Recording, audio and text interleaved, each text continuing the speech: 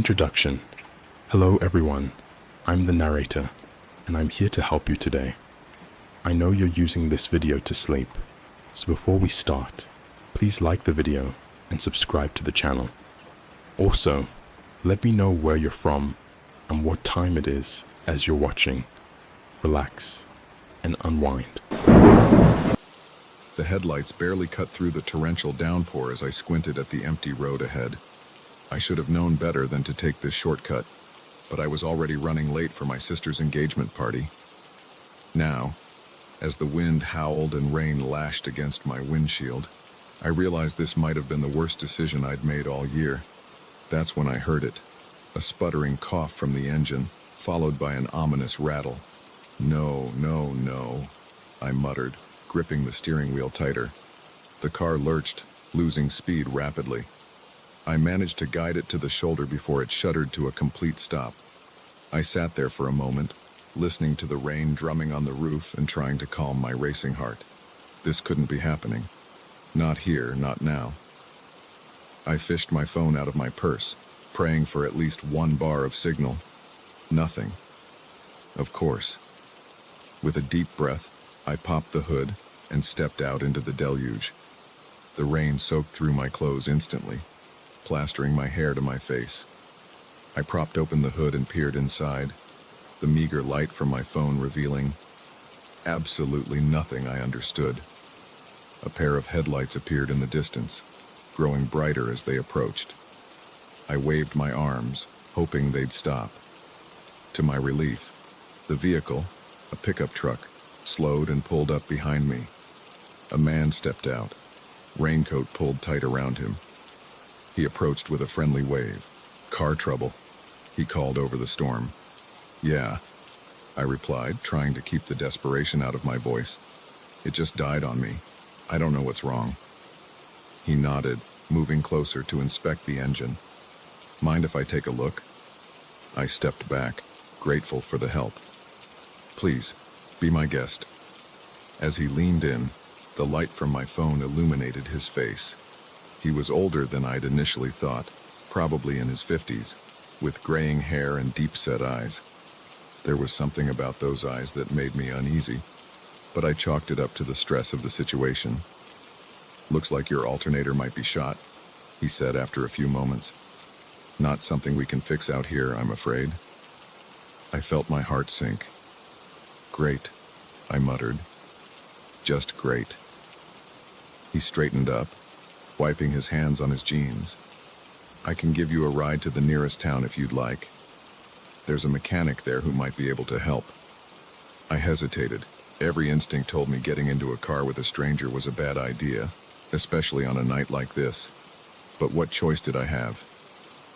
"That'd be great, thank you," I said, forcing a smile. He grinned back, and something in that smile made my skin crawl. "Happy to help. Grab whatever you need and hop in. I'm Jake, by the way." "Sarah," I replied, quickly gathering my purse and a small overnight bag from the back seat. I climbed into his truck, the warmth a stark contrast to the chill outside. As we pulled away, I cast one last glance at my car, a lonely silhouette in the rain. "So, Sarah," Jake said as we drove, "what brings you out to these parts on such a nasty night?"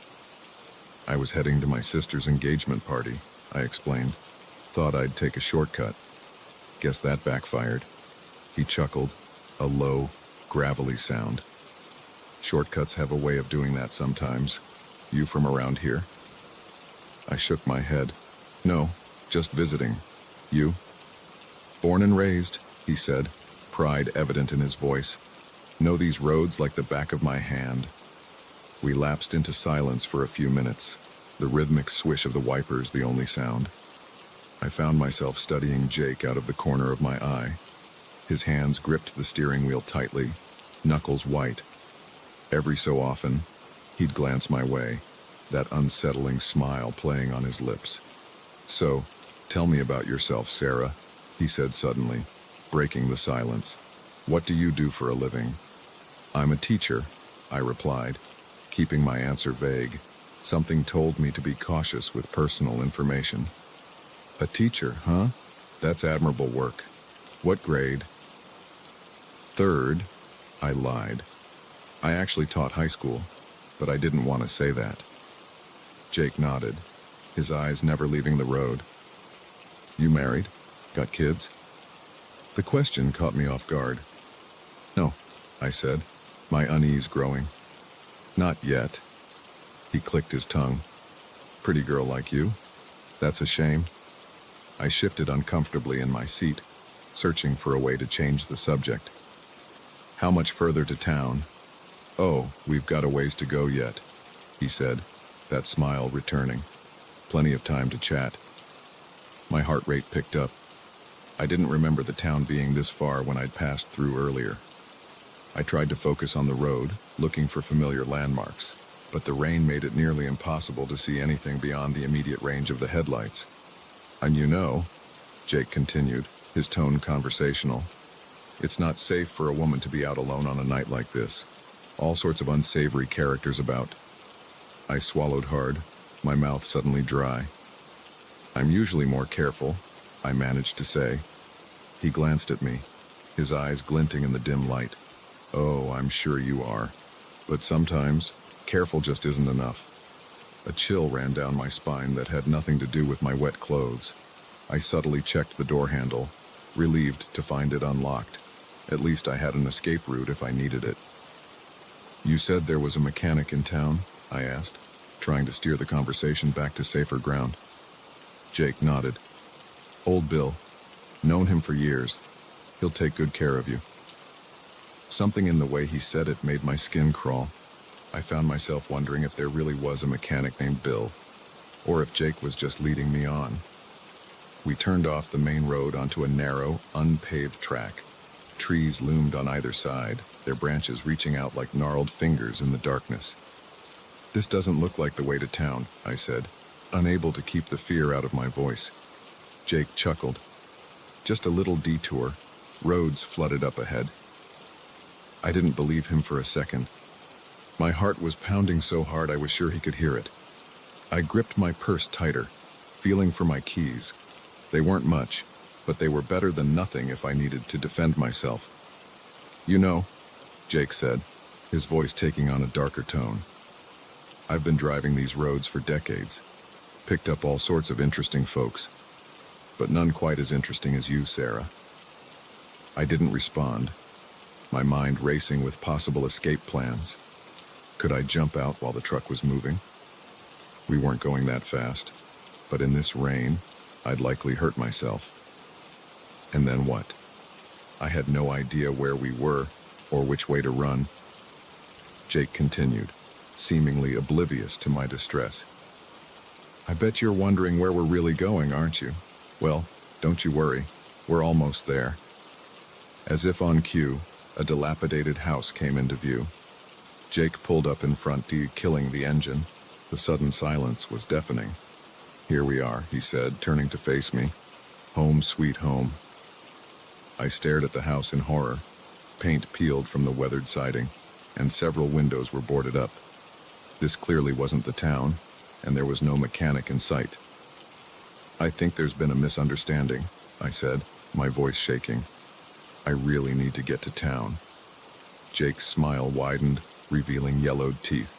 Oh, I don't think there's been any misunderstanding at all, Sarah. I think you know exactly what's going on here. My hand closed around my keys, holding them between my fingers like a weapon. Please, I said, just let me go. I won't tell anyone about this, I swear. He laughed, a harsh, mirthless sound that made me flinch. Now why would I do that? We're just getting started. In that moment, I knew I had to act. As Jake reached for me, I swung my fist, keys protruding between my fingers. They connected with his face, drawing blood. He howled in pain and anger, giving me the opening I needed. I fumbled for the door handle, threw it open, and launched myself out into the rain. I hit the ground hard, mud splattering my clothes, but adrenaline propelled me forward. I could hear Jake cursing behind me, the sound of the truck door slamming. I ran blindly into the woods, branches whipping at my face, roots threatening to trip me with every step.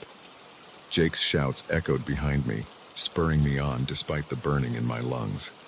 I don't know how long I ran. Time seemed to stretch and contort, minutes feeling like hours.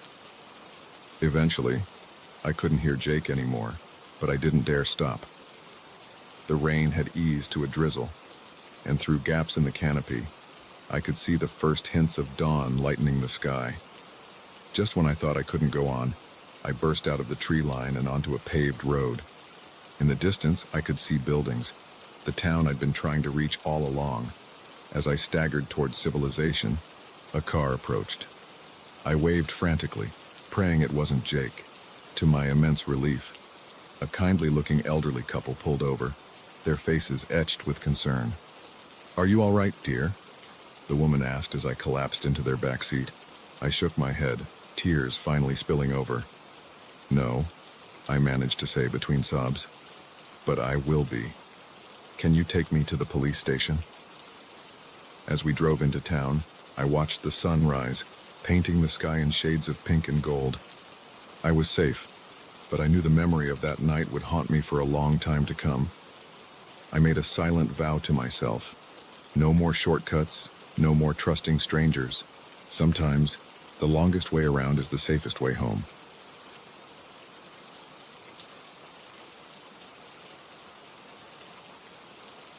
The keycard clicked, and I pushed open the door to room 237, eager to collapse onto the bed after a grueling day of meetings.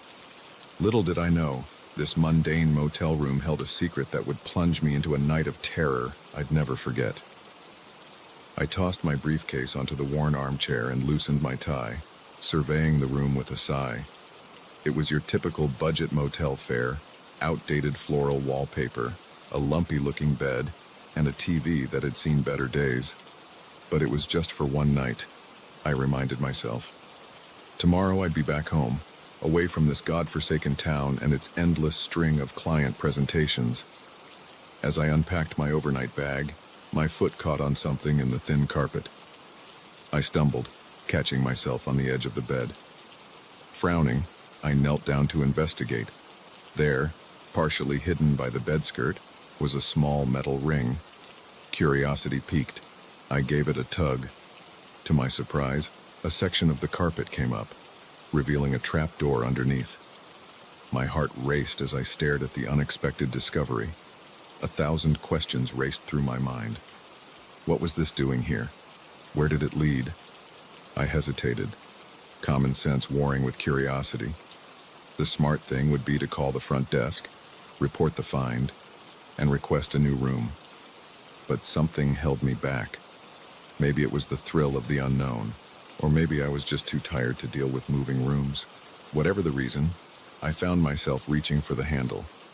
The trapdoor opened with a soft creak, revealing a narrow ladder descending into darkness.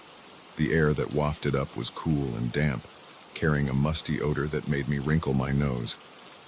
I fished my phone out of my pocket, switching on the flashlight. The beam illuminated a small, cramped space below, some kind of crawl space or tunnel. It looked like it extended beyond the confines of my room. Against my better judgment, I lowered myself onto the ladder. Each rung creaked under my weight as I descended, my heart pounding in my chest. The flashlight cast eerie shadows on the walls, which appeared to be bare earth supported by old wooden beams. As my feet touched the ground, I had to hunch over to avoid hitting my head on the low ceiling. I swept the light around, taking in my surroundings. The tunnel stretched out in both directions, disappearing into darkness. The walls were lined with pipes and old electrical wiring.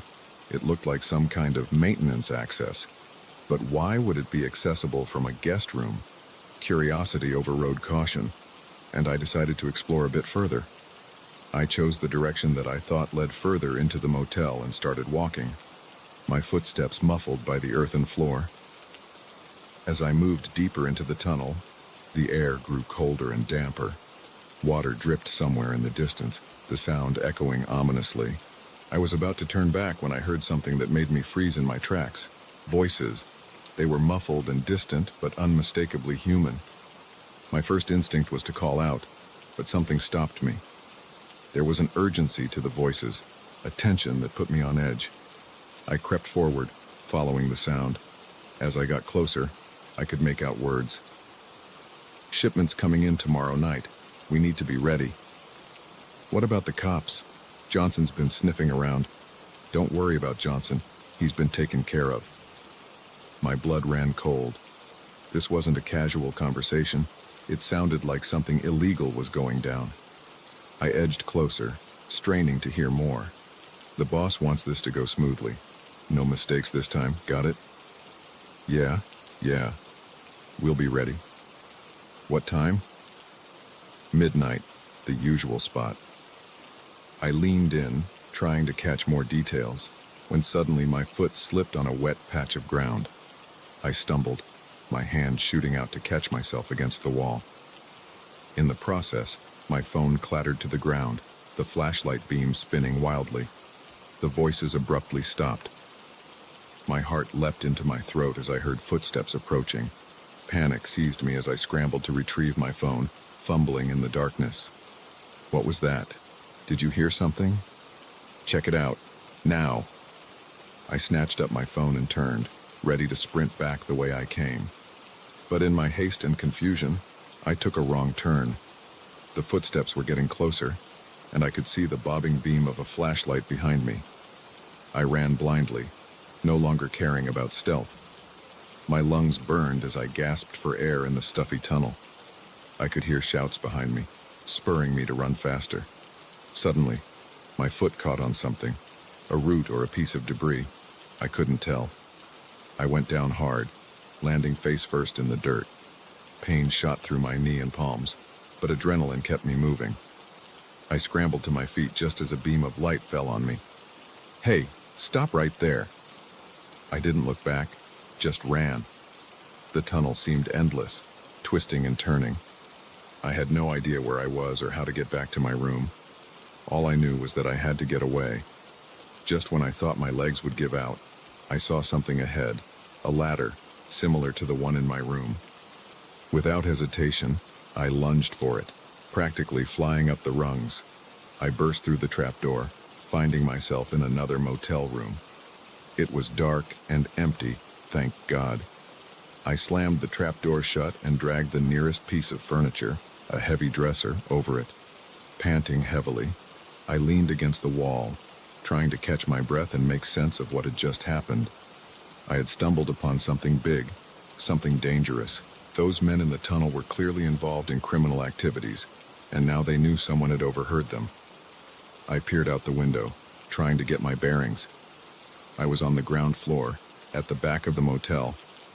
My room was on the second floor, near the front. I had no idea whose room this was or when they might return. A plan started to form in my mind. I needed to get out of here. Fast. But first, I had to get back to my room and grab my things. I couldn't leave any trace of my presence.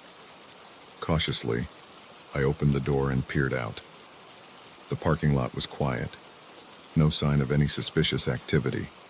I slipped out, trying to look casual as I made my way back to the main building. My heart was in my throat as I climbed the stairs to the second floor.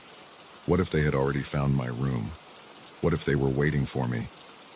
I approached my door, key card in hand. Taking a deep breath, I swiped it and pushed the door open, half expecting to find angry criminals waiting for me. But the room was empty, exactly as I had left it. I let out a sigh of relief, then quickly began gathering my things. I had to get out of here before they figured out which room I was in. As I stuffed clothes into my bag, my mind raced. Should I call the police? But what would I tell them? That I had eavesdropped on a criminal conversation while trespassing in a secret tunnel?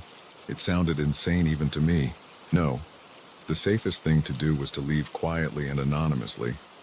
I could think about what to do with the information once I was far away from here. I did one last sweep of the room, making sure I hadn't left anything behind. The trapdoor was still open, a dark maw in the floor. I hesitated, then closed it and dragged the armchair over it. It wasn't much, but it might slow them down if they came looking. With my bag packed, I took a deep breath and opened the door. The hallway was clear. I made my way to the stairs, forcing myself to walk at a normal pace despite every instinct screaming at me to run. As I reached the lobby, I heard voices coming from the front desk. I froze, recognizing one of them as the man from the tunnel. Panic threatened to overwhelm me, but I forced it down. I couldn't go out the front. I'd have to find another way. I backtracked, following signs to a side exit. Just as I pushed the door open, I heard a shout behind me. They'd spotted me. I ran, no longer caring about looking suspicious. I sprinted across the parking lot to my car, fumbling with the keys. The shouts were getting closer. Finally, I got the door open and threw myself inside. The engine roared to life just as two men burst out of the motel entrance. I threw the car into reverse and peeled out of the parking lot, tires screeching. In my rearview mirror, I could see them running towards a parked car. They were going to follow me. My hands shook as I navigated the dark streets, constantly checking the mirror. How far would they chase me? What would they do if they caught up? I drove for hours, taking random turns, doubling back, doing everything I could to lose any tail. It wasn't until the sun started to rise that I finally allowed myself to relax a little. I pulled into a rest stop, exhausted and shaken. As the events of the night replayed in my mind, I realized how close I had come to real danger. All because of a hidden trapdoor and my own curiosity. As I sat there, watching the sunrise and contemplating my next move, one thing was clear. I would never look at a motel room the same way again. Sometimes, the secrets hidden behind closed doors are better left undiscovered.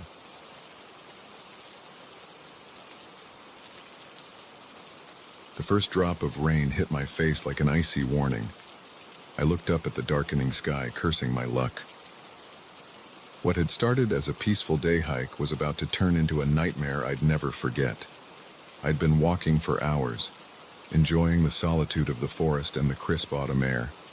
The trail was supposed to loop back to my car, but somewhere along the way, I must have taken a wrong turn.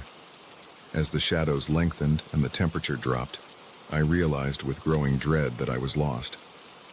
The rain started in earnest, fat drops pelting through the canopy above. I pulled my lightweight jacket tighter, but it did little to keep out the chill. My boots squelched in the quickly forming mud as I pushed on, hoping to find my way back to a familiar path. Thunder rumbled in the distance, and I picked up my pace. The last thing I needed was to be caught in a full-blown storm. As I rounded a bend in the trail, I saw something that made my heart leap. A cabin. It was small and weathered, its wooden walls gray with age, but it was shelter, and right now, that was all that mattered. I jogged towards it, relief flooding through me as I reached the small porch. The door was unlocked, creaking open at my touch. "Hello?" I called out, not wanting to intrude if someone was inside. No answer. I stepped in, blinking as my eyes adjusted to the dim interior. The cabin was sparse but cozy. A stone fireplace dominated one wall, and I could see a small kitchenette in the corner. A narrow staircase led up to what I assumed was a loft. It looked like it hadn't been used in a while. A fine layer of dust covered everything. I shrugged off my wet jacket, hanging it on a hook by the door. Outside, the storm was picking up, wind howling through the trees. I was grateful for the solid walls between me and the elements. After a bit of searching, I found some dry firewood stacked near the fireplace. It took a few tries with my damp matches, but soon I had a small fire going, its warmth a blessed relief after the chill of the rain. As I sat by the fire, trying to dry out, I couldn't shake the feeling that something was off. The cabin was a godsend, but why was it unlocked? And why did it feel like it had been abandoned in a hurry? I pushed the thoughts aside, chalking it up to an overactive imagination fueled by too many horror movies. I was safe, dry, and could wait out the storm. In the morning, I'd find my way back to civilization. As night fell, the storm showed no signs of letting up. The wind had picked up, whistling through gaps in the cabin's walls.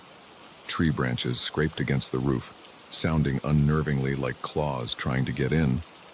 I tried to distract myself by exploring the cabin more thoroughly. In a drawer, I found an old journal. Its pages were yellowed and brittle, the handwriting faded. I could only make out bits and pieces. Day 3. The noises are getting louder. Something's out there. Day 7. I saw it today. God help me, I saw it. Day 12. Can't sleep. It's always watching. The last entry sent a chill down my spine. If you're reading this, get out. Get out now. I snapped the journal shut, my heart racing. It was just the ramblings of some paranoid hermit, I told myself. Nothing to worry about.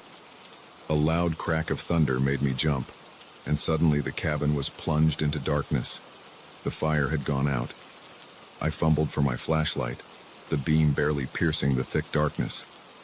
As I moved to relight the fire, a sound froze me in place. It came from outside, a low, guttural growl that was definitely not the wind. I held my breath, straining to listen. There it was again, closer this time. And then another sound, the unmistakable crunch of footsteps on the porch. My mind raced. Was it a bear? A mountain lion? Whatever it was, I didn't want to meet it. I backed away from the door, looking for something to defend myself with. The footsteps stopped right outside the door. I could hear heavy breathing, snuffling at the crack under the door. My own breath came in short, panicked gasps. The door handle began to turn, slowly, deliberately. I raised my makeshift weapon, a fire poker I'd grabbed from beside the fireplace, ready to face whatever was coming through that door. But the door didn't open. Instead, the handle stopped moving, and I heard the footsteps retreat. Relief washed over me, but it was short-lived. A new sound reached my ears. Something was climbing up the side of the cabin. I could hear claws scraping against wood, moving towards the window. I backed into a corner, my eyes fixed on the window. A shadow passed by, momentarily blocking out what little moonlight filtered through the storm clouds. Then I saw it, a face pressed against the glass, but it wasn't human. Its eyes glowed an eerie yellow in the darkness, its features twisted into something nightmarish. Our gazes locked, and I felt a primal fear unlike anything I'd ever experienced before. It disappeared as quickly as it had appeared, but I could still hear it moving around outside, circling the cabin. I was trapped, with only a flimsy wooden structure between me and whatever that thing was. Hours passed like this, with me huddled in the corner, jumping at every sound. The creature, for lack of a better word, seemed content to wait me out, occasionally scratching at the walls or letting out a low growl to remind me of its presence. As the first light of dawn began to filter through the windows, the noises outside finally ceased. I waited, hardly daring to breathe, but there was nothing but silence. Slowly, cautiously, I approached the door. My hand shook as I reached for the handle. I took a deep breath, steeling myself, and yanked the door open. The porch was empty. The forest beyond was quiet, peaceful even, as if the terrors of the night had been nothing but a bad dream. But the deep claw marks in the wooden railing told a different story. I didn't wait around to see if the creature would return. I grabbed my still damp jacket and set off down the trail, my legs carrying me as fast as they could go. I didn't know if I was going the right way, and at that point, I didn't care. I just needed to get as far away from that cabin as possible. It was mid-afternoon when I finally stumbled onto a road. A passing motorist took pity on me, giving me a ride to the nearest town. I must have looked a sight, muddy, disheveled, with wild eyes and an even wilder story. The local sheriff listened patiently as I recounted my experience, but I could see the skepticism in his eyes. He promised to send someone to check out the cabin, but his tone made it clear he didn't expect to find anything. As I sat in a diner later, waiting for a friend to come pick me up, I couldn't shake the memory of those glowing eyes, that inhuman face. I knew what I had seen, what I had experienced, even if no one else believed me. I glanced out the window, towards the forest looming in the distance. For a moment, I could have sworn I saw a shadow move between the trees, a pair of yellow eyes gleaming in the darkness. But when I blinked, it was gone. I turned back to my coffee. my hands shaking slightly as I raised the cup to my lips. I knew one thing for certain. I would never set foot in those woods again. Some mysteries are better left unsolved. Some creatures better left undiscovered. As I left the diner, the journal I'd found in the cabin weighed heavy in my pocket. Its warning echoed in my mind. If you're reading this, get out. Get out now. I had gotten out, but I couldn't shake the feeling that it wasn't over. That somehow, someway, the thing from the woods would find me again. I climbed into my friend's car, casting one last glance at the forest. As we pulled away, I made a silent vow to myself. I would be ready next time, because deep down, I knew there would be a next time. The creature had my scent now, and something told me it wasn't the type to give up easily. The trees receded in the rearview mirror, but the memory of that night in the cabin would stay with me forever. It was a reminder that sometimes the most terrifying things aren't the monsters we imagine in the dark, but the ones that are all too real, waiting just beyond the light of our campfires, watching and waiting for their moment to strike.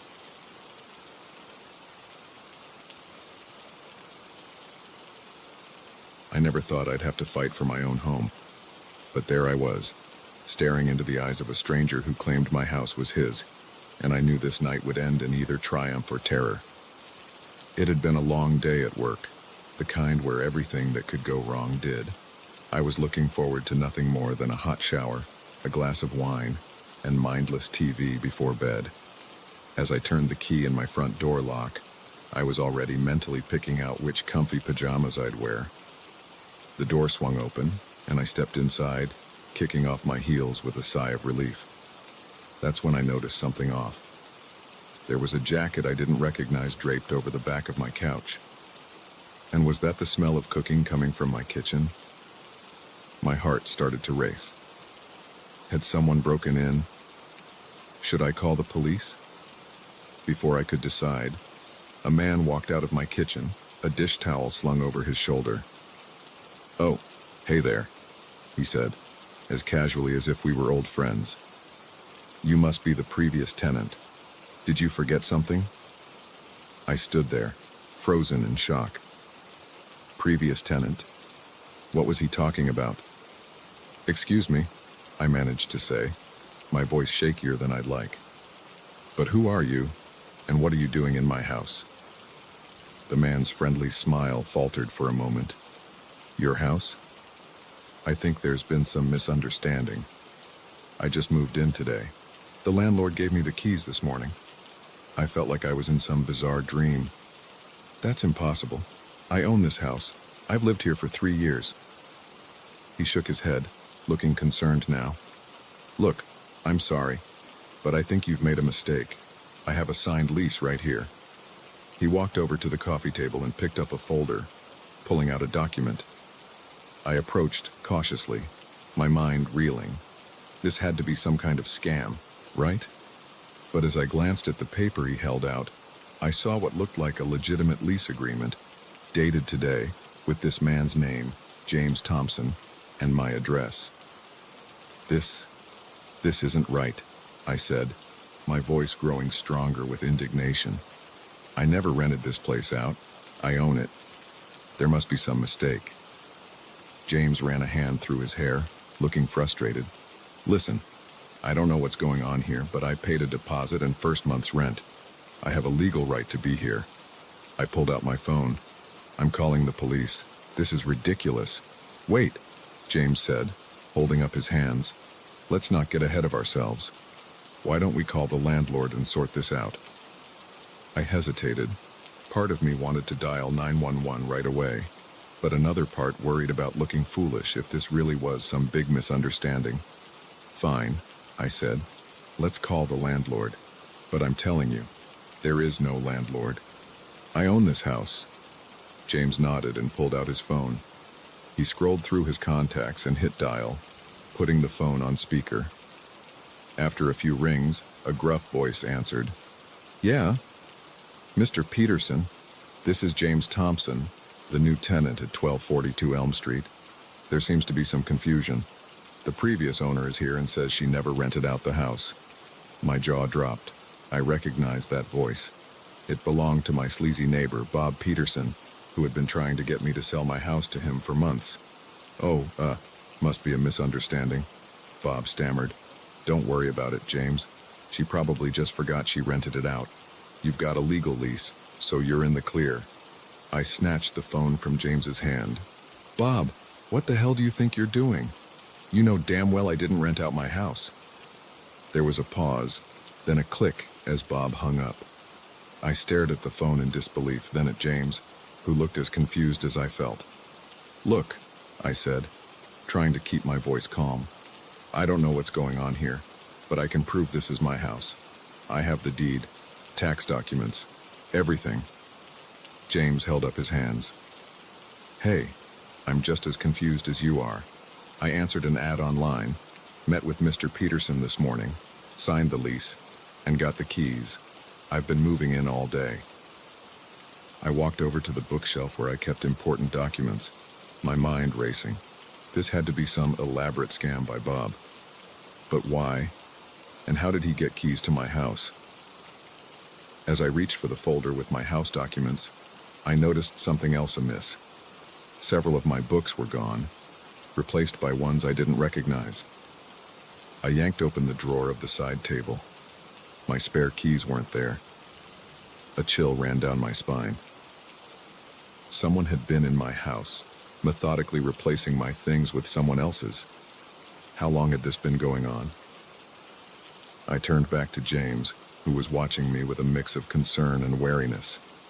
"We need to call the real police," I said. "Right now." He nodded slowly.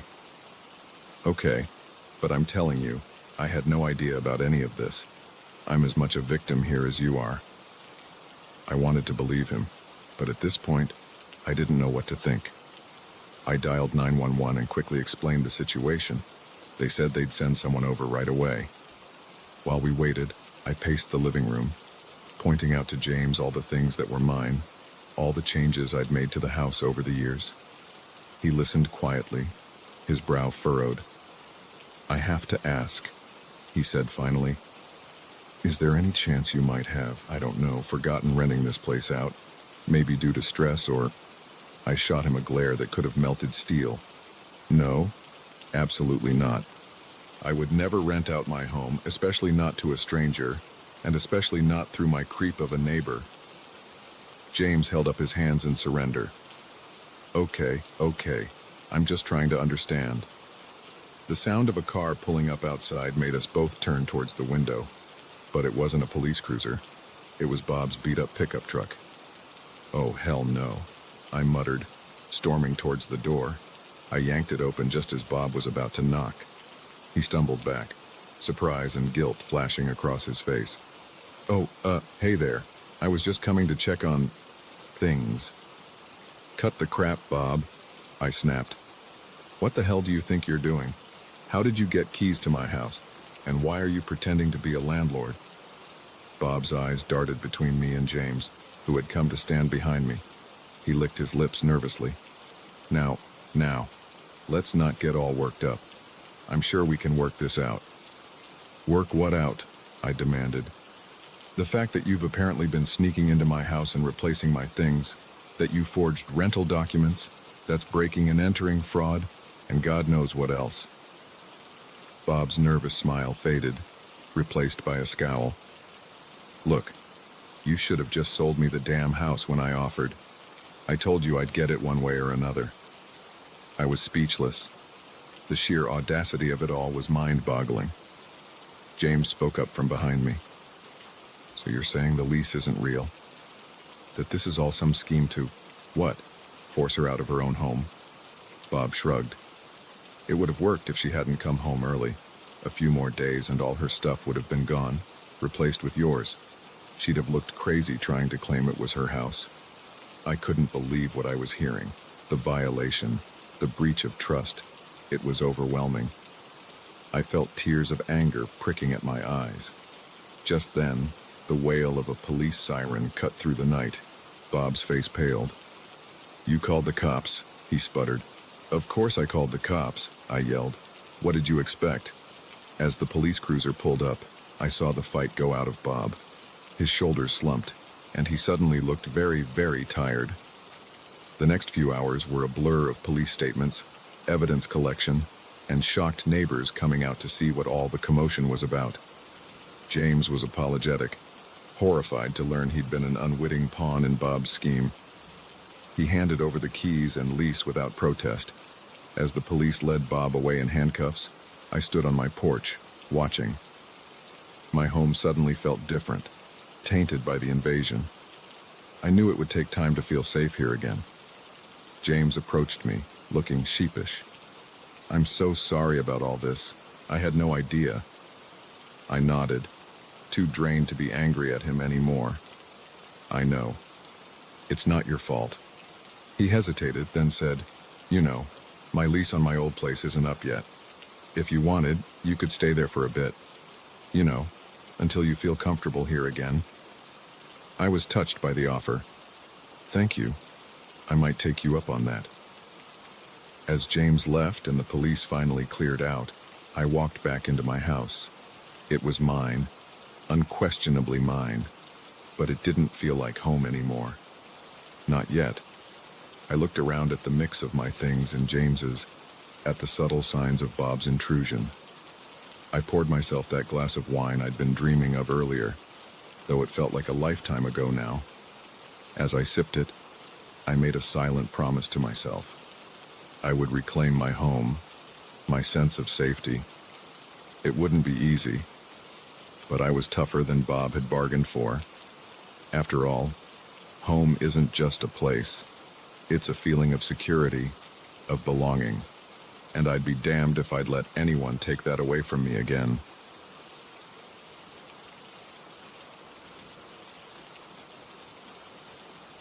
The old warehouse loomed before me, a hulking shadow against the night sky. I'd done this job 100 times before, but something about tonight felt different. If only I'd listened to that nagging feeling in my gut, I might have avoided the terror that was about to unfold. My name's Mike, and I've been working as a night security guard for the past 5 years. It's not the most exciting job in the world, but it pays the bills and gives me plenty of time to work on my novel. At least, that's what I tell myself to justify the long, lonely nights. This particular night started like any other. I arrived at the warehouse just before midnight, thermos of coffee in hand, ready for another uneventful shift. The place was huge, a maze of storage units and forgotten inventory. During the day, it bustled with activity, but at night, it was my kingdom of silence. I did my first round, checking doors and windows, making sure everything was secure. The beam of my flashlight cut through the darkness, casting long shadows that seemed to dance and twist with each step. I'd long since gotten used to the creaks and groans of the old building settling, but tonight, every sound seemed amplified. It was around 2 a.m. when I first heard it, a faint noise, barely audible over the hum of the ventilation system. I paused, straining my ears. There it was again, a muffled thud, followed by what sounded like whispered voices. My heart rate picked up. In 5 years, I'd never encountered anything more dangerous than a raccoon that had somehow gotten inside. But this was different. This was human. I reached for my radio, ready to call it in, but hesitated. What if it was nothing? I'd look like an idiot if I called the cops over a figment of my imagination. No, I decided. I'd check it out first. I moved quietly through the warehouse, my senses on high alert. The noise was coming from the back, near the loading docks. As I got closer, the whispers became clearer. 2, maybe 3 voices, speaking in urgent, hushed tones. I pressed myself against a stack of crates, inching closer to peek around the corner. What I saw made my blood run cold. 3 men were huddled around the back of a van, its doors wide open. They were unloading something, large, heavy-looking duffel bags. One of them was holding a gun. I pulled back, my mind racing. This was way above my pay grade. I needed to call the police, and now. But as I reached for my radio, my elbow knocked against one of the crates. The sound, though small, echoed in the quiet warehouse like a gunshot. The whispers stopped abruptly. "What was that?" one of the men hissed. "Check it out," another commanded. I heard footsteps approaching my hiding spot. Panic surged through me. I couldn't go back the way I came. They'd see me for sure. My only option was to go deeper into the warehouse. I took off running, no longer caring about stealth. Behind me, I heard shouts and the sound of pursuit. I weaved through the maze of shelves and crates, my heart pounding in my ears. I knew the layout of the warehouse better than they did, but they had the advantage of numbers and guns. I needed to find a place to hide, to catch my breath and think. I spotted a stack of empty wooden pallets and dove behind them, trying to control my ragged breathing. The footsteps grew closer, flashlight beams sweeping across the floor. "He's got to be here somewhere," one of the men growled. "Find him." I closed my eyes, willing myself to become invisible. The footsteps paused near my hiding spot. I could hear the man's heavy breathing, smell the acrid scent of cigarette smoke clinging to his clothes. For a heart-stopping moment, I thought he'd spotted me. But then the footsteps moved on, fading into the distance.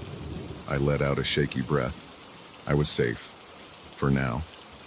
But I couldn't stay here forever. I needed to get to a phone, to call for help. Slowly, carefully, I peered out from behind the pallets. The coast seemed clear. I crept out, moving as quietly as I could towards the office area. If I could make it there, I could use the landline to call the police. I was halfway there when a voice rang out. There he is!" I broke into a sprint, no longer caring about stealth. I could hear them behind me, gaining ground.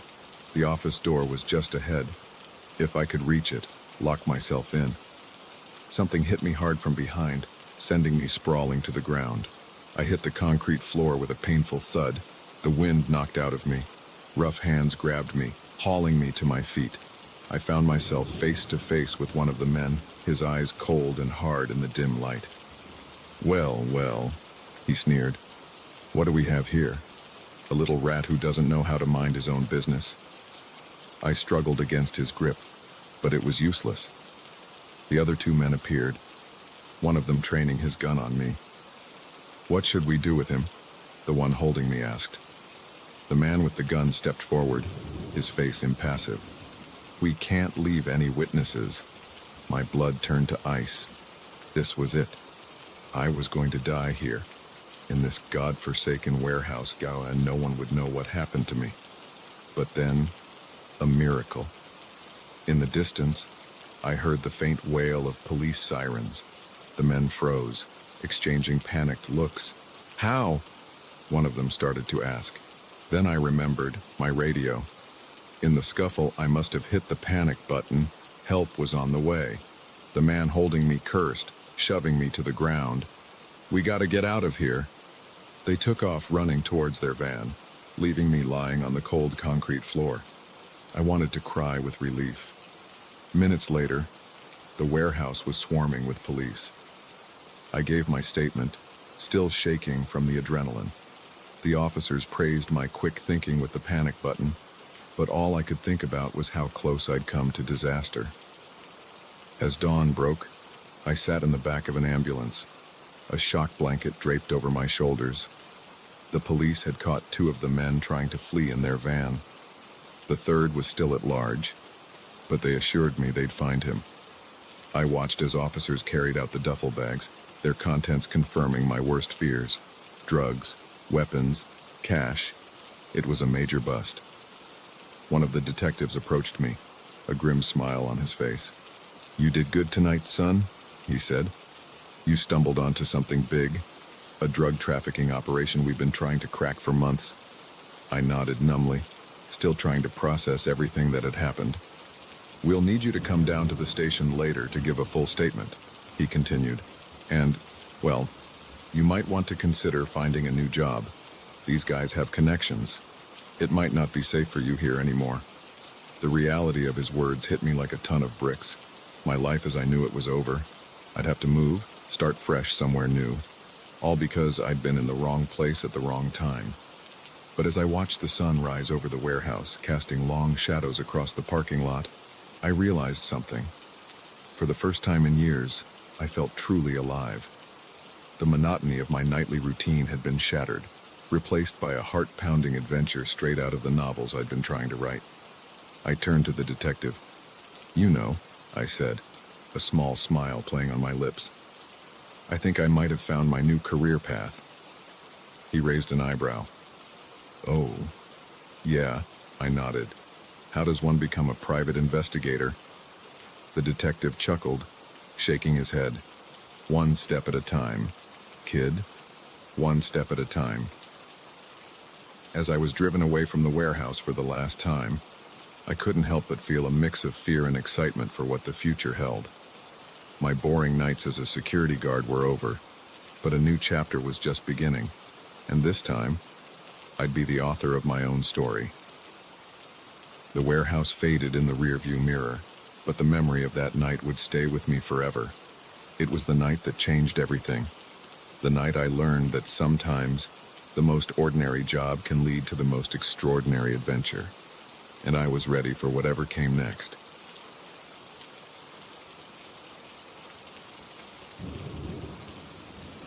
The moment the lights flickered and died, I knew this wasn't going to be just another stormy night. Little did I know, the darkness that enveloped my house would bring with it a terror I'd never imagined possible. I'd been curled up on the couch, halfway through a thriller novel I conned when the storm hit. Rain lashed against the windows, and wind howled through the trees outside. It was the kind of night that made you grateful for the comfort of four walls and a roof. The power had been flickering on and off all evening, so when it finally gave out completely, I wasn't surprised. I set my book aside with a sigh and fumbled for my phone, using its dim light to navigate to the kitchen where I kept my emergency candles. As I rummaged through drawers looking for matches, a loud thump from downstairs made me freeze. My house was old, full of creaks and groans, but this was different. This sounded deliberate. I held my breath, listening intently. For a moment, all I could hear was the pounding of rain on the roof. Then, unmistakably, the sound of footsteps. My heart leapt into my throat. Someone was in the house. I clutched my phone tighter, my mind racing. Should I call the police? But what if it was just my imagination? I'd feel foolish if I called 911 over a case of storm-induced paranoia. Another creak, closer this time. Whoever it was, they were at the bottom of the stairs now. I needed to hide. My bedroom was just down the hall, but to get there, I'd have to cross the open space at the top of the stairs. If the intruder looked up at the wrong moment, the decision was made for me as I heard the first stair groan under the intruder's weight. They were coming up. I darted across the hallway, praying the storm would mask any noise I made. I slipped into my bedroom and eased the door shut, fighting the urge to slam it and give away my position. My hands shook as I tried to unlock my phone to call for help. But in my panic, I must have turned it off. The startup screen glowed mockingly at me, taking an eternity to load. The footsteps were on the landing now, slow and deliberate. They paused, and I held my breath, certain whoever it was could hear my thundering heartbeat. A floorboard creaked right outside my door. I backed away, looking wildly around for a weapon, anything I could use to defend myself. My eyes fell on the heavy lamp on my bedside table. It wasn't much, but it was better than nothing. I unplugged the lamp, gripping it tightly as I positioned myself behind the door. If they came in, I'd have one chance to surprise them. The door handle turned slowly, the latch clicking as it released. Time seemed to slow down as the door began to swing open. A shadow fell across the floor, elongated and distorted in the faint light from the window. I raised the lamp, every muscle in my body tensed. The intruder took one step into the room. I swung the lamp with all my might. There was a sickening thud and a cry of pain. The figure stumbled, and I used that moment to shove past them, bolting for the stairs. I took the steps two at a time, nearly falling in my haste. Behind me, I could hear angry shouts and the thunder of pursuit. I reached the bottom of the stairs and headed for the front door. My fingers fumbled with the lock, precious seconds ticking by as I struggled to open it. Just as I managed to turn the deadbolt, A hand grabbed my shoulder, yanking me backward. I screamed, more in fury than fear, and swung my elbow back hard. It connected with something solid, and the grip on my shoulder loosened. I wrenched the door open and burst out into the storm. Rain immediately soaked through my clothes as I ran down the driveway. I had no plan, no destination in mind other than away. My bare feet slapped against the wet pavement, small stones biting into my soles, but I barely noticed the pain. I chanced to look back and saw a figure silhouetted in my doorway. They seemed to hesitate for a moment before starting after me. I put on an extra burst of speed, rounding the corner onto the main street. Surely one of my neighbors would be home, would help me if I could just reach them. I ran to the nearest house, pounding on the door. "Help!" I screamed, my voice nearly lost in the howling wind. "Please, somebody help me." No response.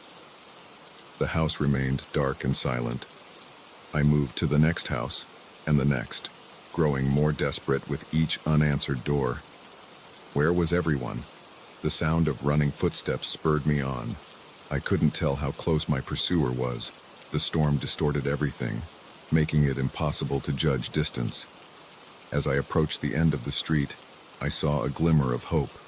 The Johnsons' house had a light on in the upstairs window. Someone was home. I sprinted towards their house, my lungs burning. Just a little further, just a little more. I was halfway up their driveway when something hit me from behind, sending me sprawling onto the wet grass. I rolled over to see my attacker looming over me, their features hidden in shadow. "No!" I yelled, kicking out wildly. My foot connected with their knee, and they stumbled back with a grunt of pain.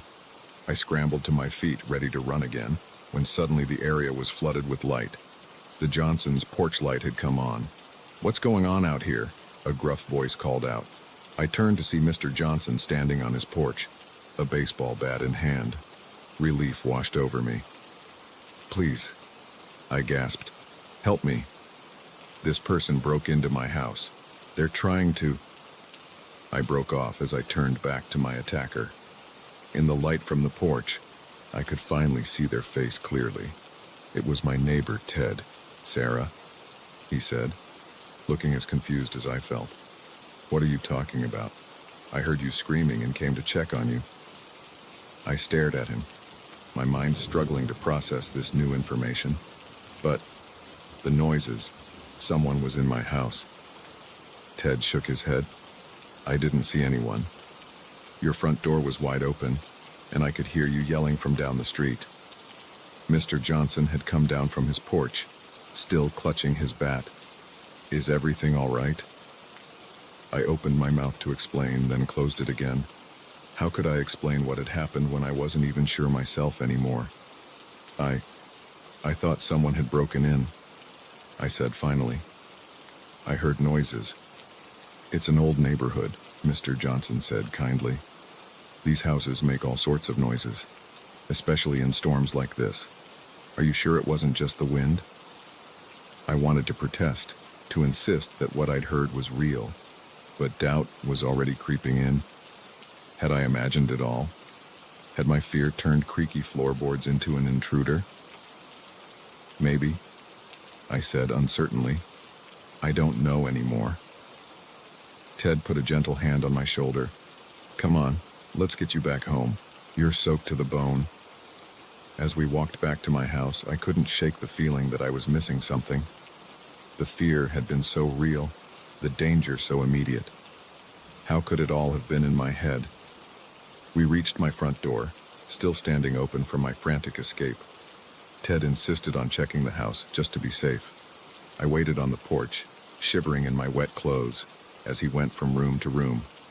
"All clear," he said when he returned. "No sign of anyone." I nodded, feeling a mix of relief and embarrassment.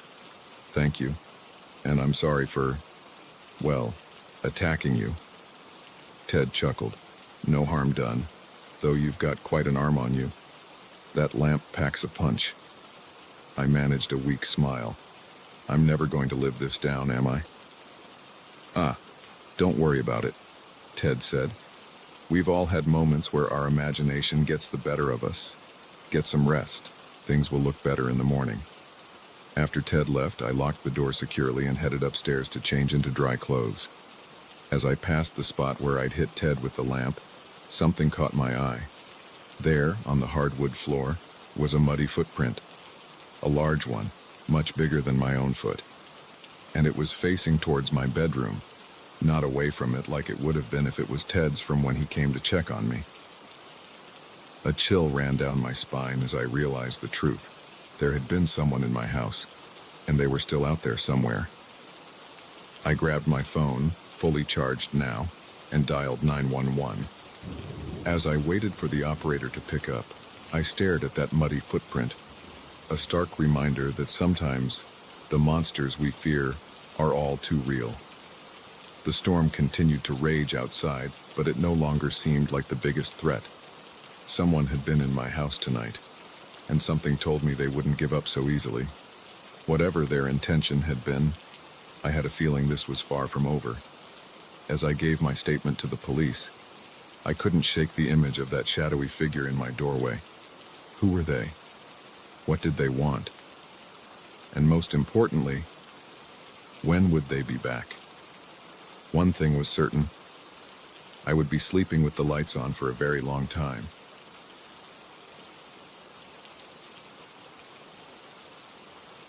I never should have stopped.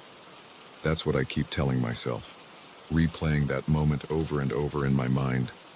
But when I saw him standing there in the pouring rain, thumb out, looking so desperate, how could I have known that act of kindness would turn into the most terrifying night of my life? The windshield wipers were fighting a losing battle against the downpour as I drove along the winding country road. It was well past midnight, and I was exhausted from a long day of meetings in the city. But I was almost home. Just another hour or so of driving and I'd be in my own bed. That's when I saw him, a lone figure standing on the side of the road, illuminated briefly by my headlights. He was soaked to the bone, his clothes clinging to him like a second skin.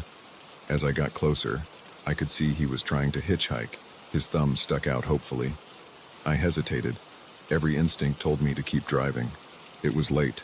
I was alone, and picking up strangers was never a good idea. But something about the desperation in his posture made me slow down. I pulled over, rolling down the passenger side window just a crack. "You okay?" I called out over the sound of the rain. He jogged over, a look of relief washing over his face. "Thank God," he said, his voice barely audible over the storm. "My car broke down a few miles back. I've been walking for hours." I studied him for a moment. He looked harmless enough, maybe in his mid-30s, with a kind face and tired eyes. Against my better judgment, I unlocked the door. "Hop in," I said. "Where are you headed?" He slid into the passenger seat, water dripping from his clothes onto the upholstery. "Just to the next town," he said. "There's a motel there where I can stay for the night." I nodded and pulled back onto the road. "I'm Jake," I said, figuring I should at least know the name of the man I'd let into my car. "Mike," he replied with a grateful smile. "Thanks for stopping. I was starting to think I'd be out here all night." We drove in silence for a few minutes. The only sound, the rhythmic swish of the wipers and the drumming of rain on the roof. I snuck glances at Mike out of the corner of my eye. He was staring out the window, his expression unreadable in the darkness. "So," I said, trying to break the awkward silence, "what brings you out this way?" Mike turned to look at me, and for a split second, I saw something in his eyes that made my blood run cold. But it was gone so quickly I thought I must have imagined it. "Oh, you know," he said casually, "just passing through. What about you? You live around here?" I hesitated, suddenly aware of how much information I was giving to a complete stranger. Yeah, about an hour up the road." Mike nodded, his eyes still fixed on me. "Must be nice living out in the country like this. Peaceful, quiet." Something about the way he said it made the hair on the back of my neck stand up. I tightened my grip on the steering wheel, trying to shake off the growing sense of unease. "Yeah, it's nice," I said, keeping my eyes on the road. "Look, There's a gas station coming up. Maybe we should stop and see if they can help with your car. Mike's hand shot out, gripping my arm. No, he said, his voice suddenly hard. Keep driving. I glanced at him, my heart starting to race. The kind, weary traveler was gone, replaced by someone else. His eyes were cold, his jaw set in a harsh line. I think you should let me out, I said, trying to keep my voice steady. Now, he laughed, a sound devoid of any humor. I don't think so, Jake. We're going to keep driving, and you're going to take me exactly where I want to go. My mind raced, trying to figure out a way out of this situation. I could try to stop the car, but at this speed, in this rain, I'd likely crash. I could try to overpower him, but I had no idea if he was armed. What do you want? I asked, hating how my voice shook. Mike smiled, and it was the most terrifying thing I'd ever seen. What do I want? Oh, Jake, I want everything. He reached into his jacket and pulled out a knife, the blade glinting in the dim light of the dashboard. At first, I want your wallet, then your phone, and then we're going to take a little trip to your house. I bet a guy like you has some nice things. My stomach dropped. He knew where I lived, or at least, he knew it was close. I had to do something, and fast. Okay, I said, trying to sound calm. My wallet's in my back pocket. Let me pull over and I'll get it for you. Mike's grip on the knife tightened. Nice try. Keep driving. I'll get it myself. He leaned over, his free hand reaching around to my back pocket. In that moment of distraction, I made my move. I slammed on the brakes, sending us both lurching forward. Mike's head hit the dashboard with a sickening thud. Before he could recover, I threw the car into park and lunged for the knife. We grappled in the confined space, the knife between us like a deadly game of tug-of-war.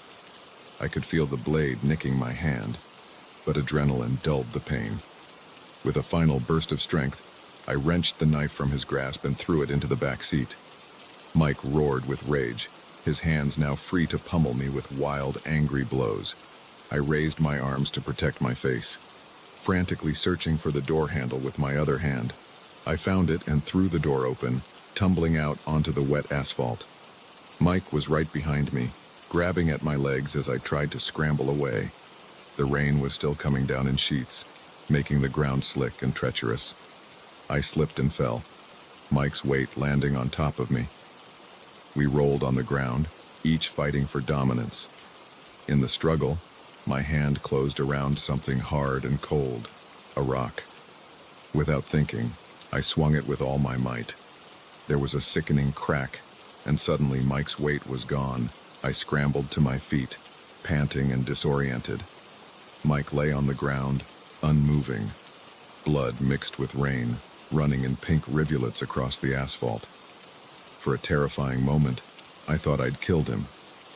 Then he groaned, stirring slightly. Relief and fear warred within me. He was alive, but for how long? And what would happen when he came to? I ran back to the car, my hands shaking so badly I could barely get the key in the ignition. As I pulled away, I could see Mike in my rearview mirror, slowly pushing himself up to a sitting position. I drove faster than I ever had in my life, not caring about the rain or the slick roads. All I wanted was to put as much distance between myself and Mike as possible. When I finally saw the lights of the next town, I nearly wept with relief. I pulled into the police station parking lot, my car barely in park before I was out and running towards the entrance. The next few hours passed in a blur of police statements and questions. They sent out patrols to look for Mike, but the storm had washed away most of the evidence. They assured me they would keep looking, that they would find him. But as I sat in the station, a shock blanket around my shoulders and a cup of lukewarm coffee in my trembling hands, I couldn't shake the feeling that this wasn't over. Mike was still out there, and he knew more about me than I was comfortable with. As dawn broke, casting a pale light over the rain-soaked town, I made a decision. I couldn't go home. Not yet. Maybe not ever. Mike had taken more than just my sense of safety. He'd taken my ability to trust, my belief in the goodness of strangers. I called my boss, told him I needed some time off. Then I checked into a motel under a false name, paid in cash, and tried to figure out what to do next. As I lay on the lumpy motel bed, staring at the water-stained ceiling, I couldn't help but think about how quickly life can change. One moment of misplaced kindness, one split-second decision, and suddenly everything you know is turned upside down. I don't know if they'll ever catch Mike. I don't know if I'll ever feel safe picking up a hitchhiker again. But I do know one thing. The next time I see someone standing on the side of the road, thumb out, looking desperate, I'll keep driving, no matter how hard it's raining.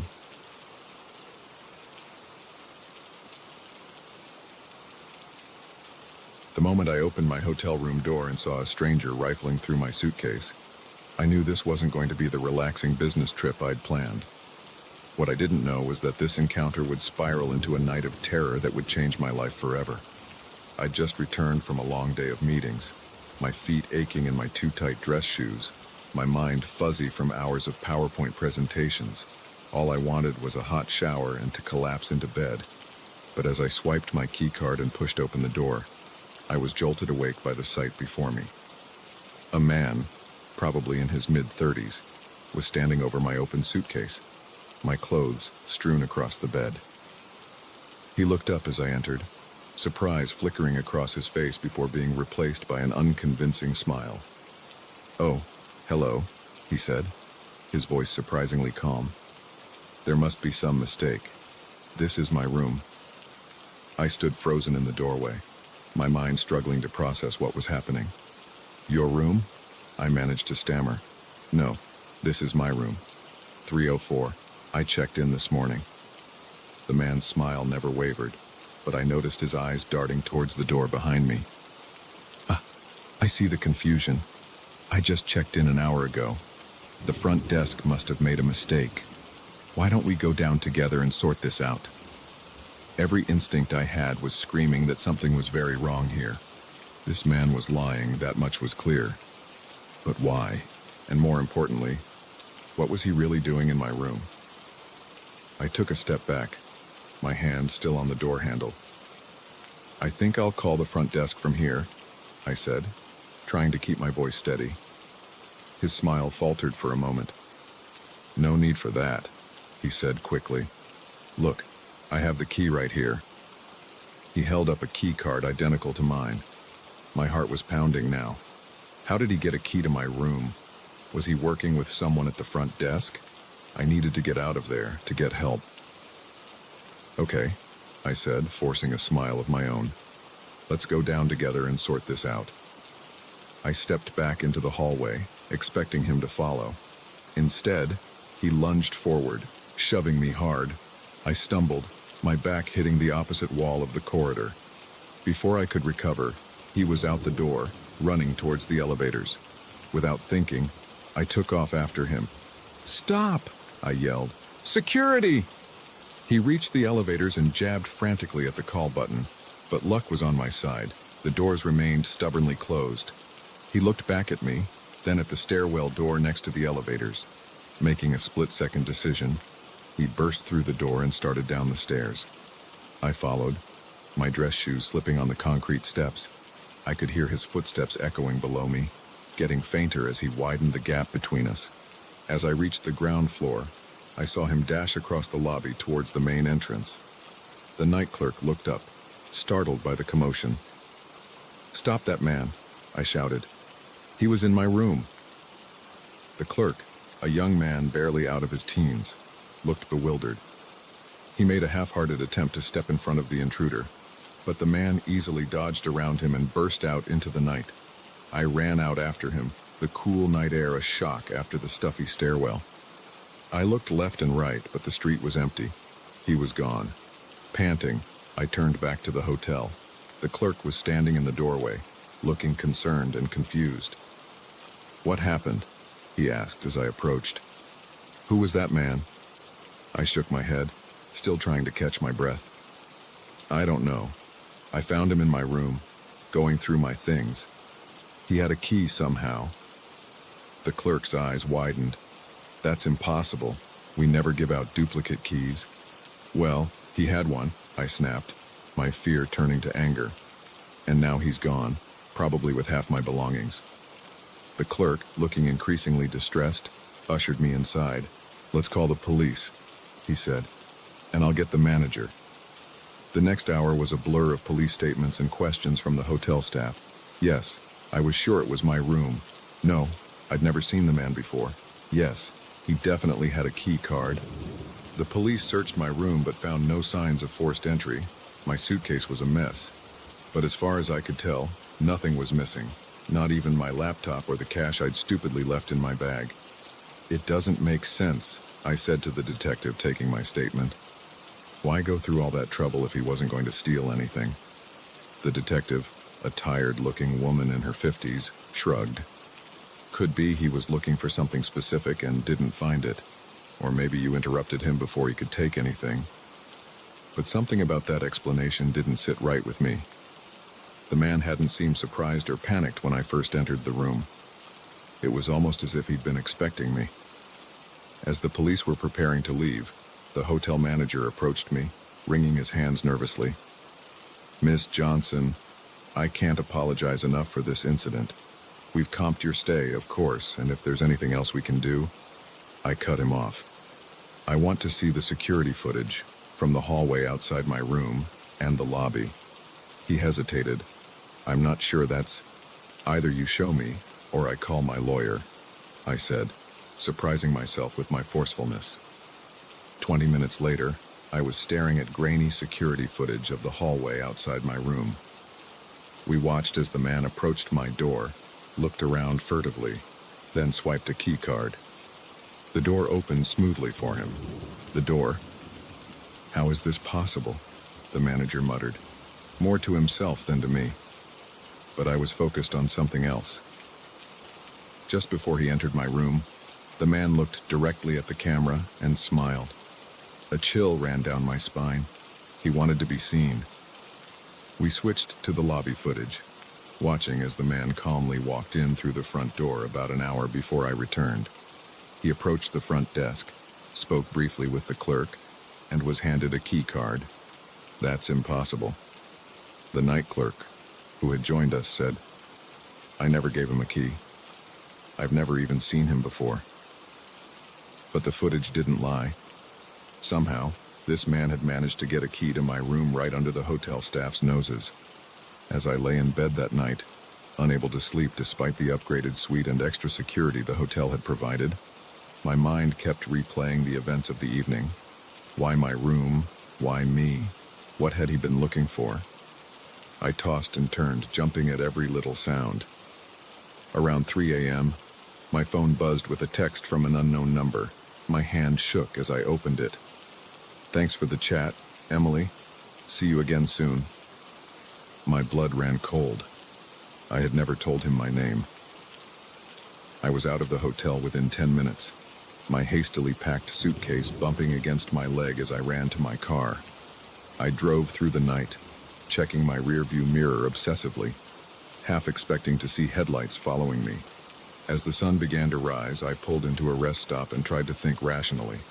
I needed to call the police again, to tell them about the text. But would they believe me?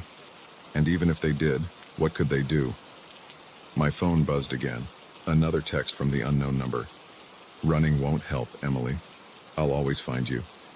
In that moment, I made a decision.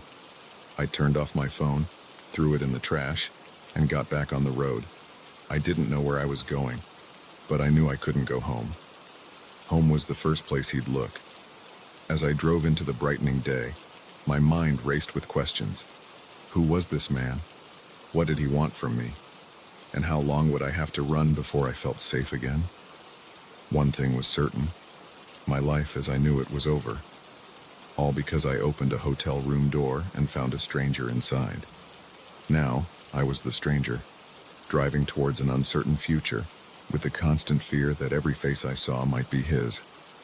The open road stretched out before me, full of possibility and danger. I had become a fugitive from a threat I didn't understand, running from a man whose name I didn't even know. But I was determined to survive, to unravel this mystery, and to reclaim my life, no matter how long it took. As I passed a sign welcoming me to the next state, I allowed myself a small, grim smile. The game was on, and I intended to win.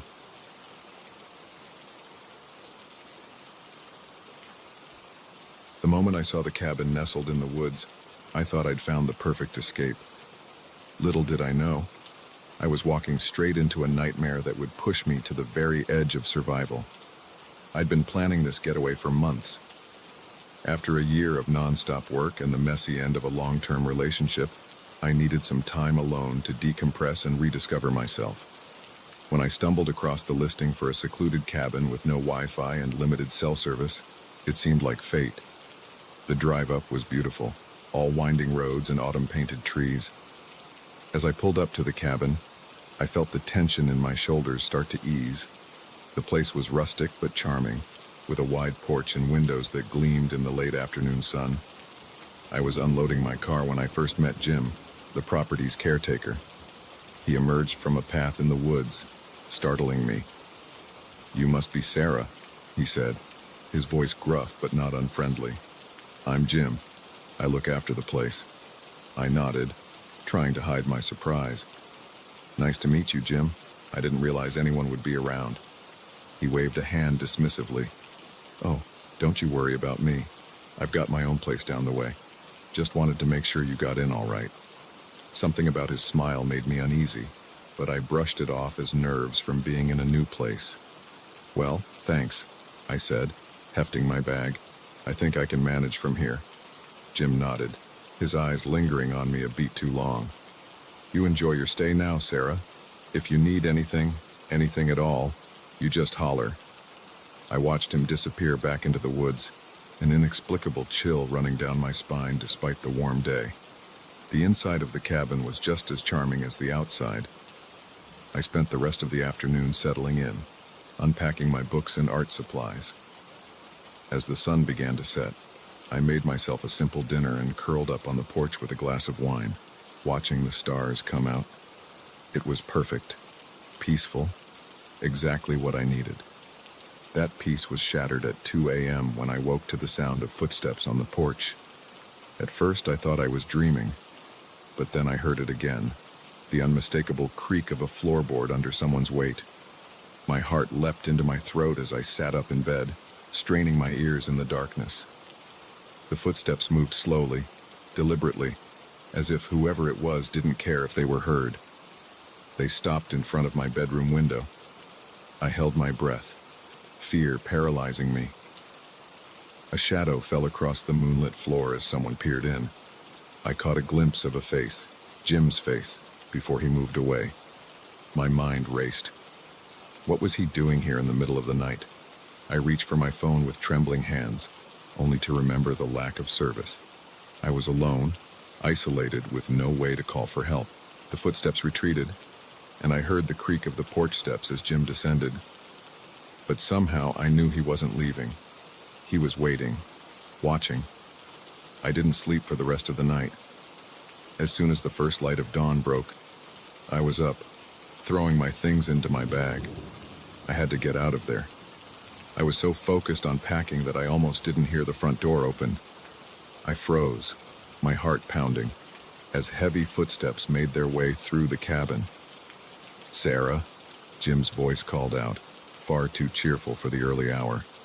"You up yet? Thought I'd bring you some fresh eggs for breakfast."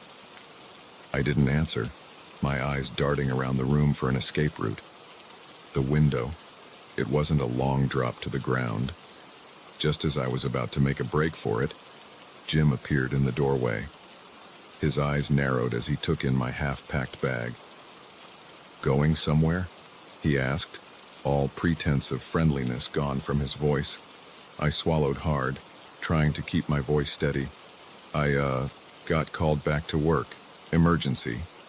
Jim stepped into the room, blocking my path to the door. "Now that's a shame," he said, his tone making it clear he didn't believe me. "Especially since there's no cell service up here. How'd they reach you, I wonder?" I backed away, my legs hitting the edge of the bed. "Jim, I don't want any trouble. Just let me leave."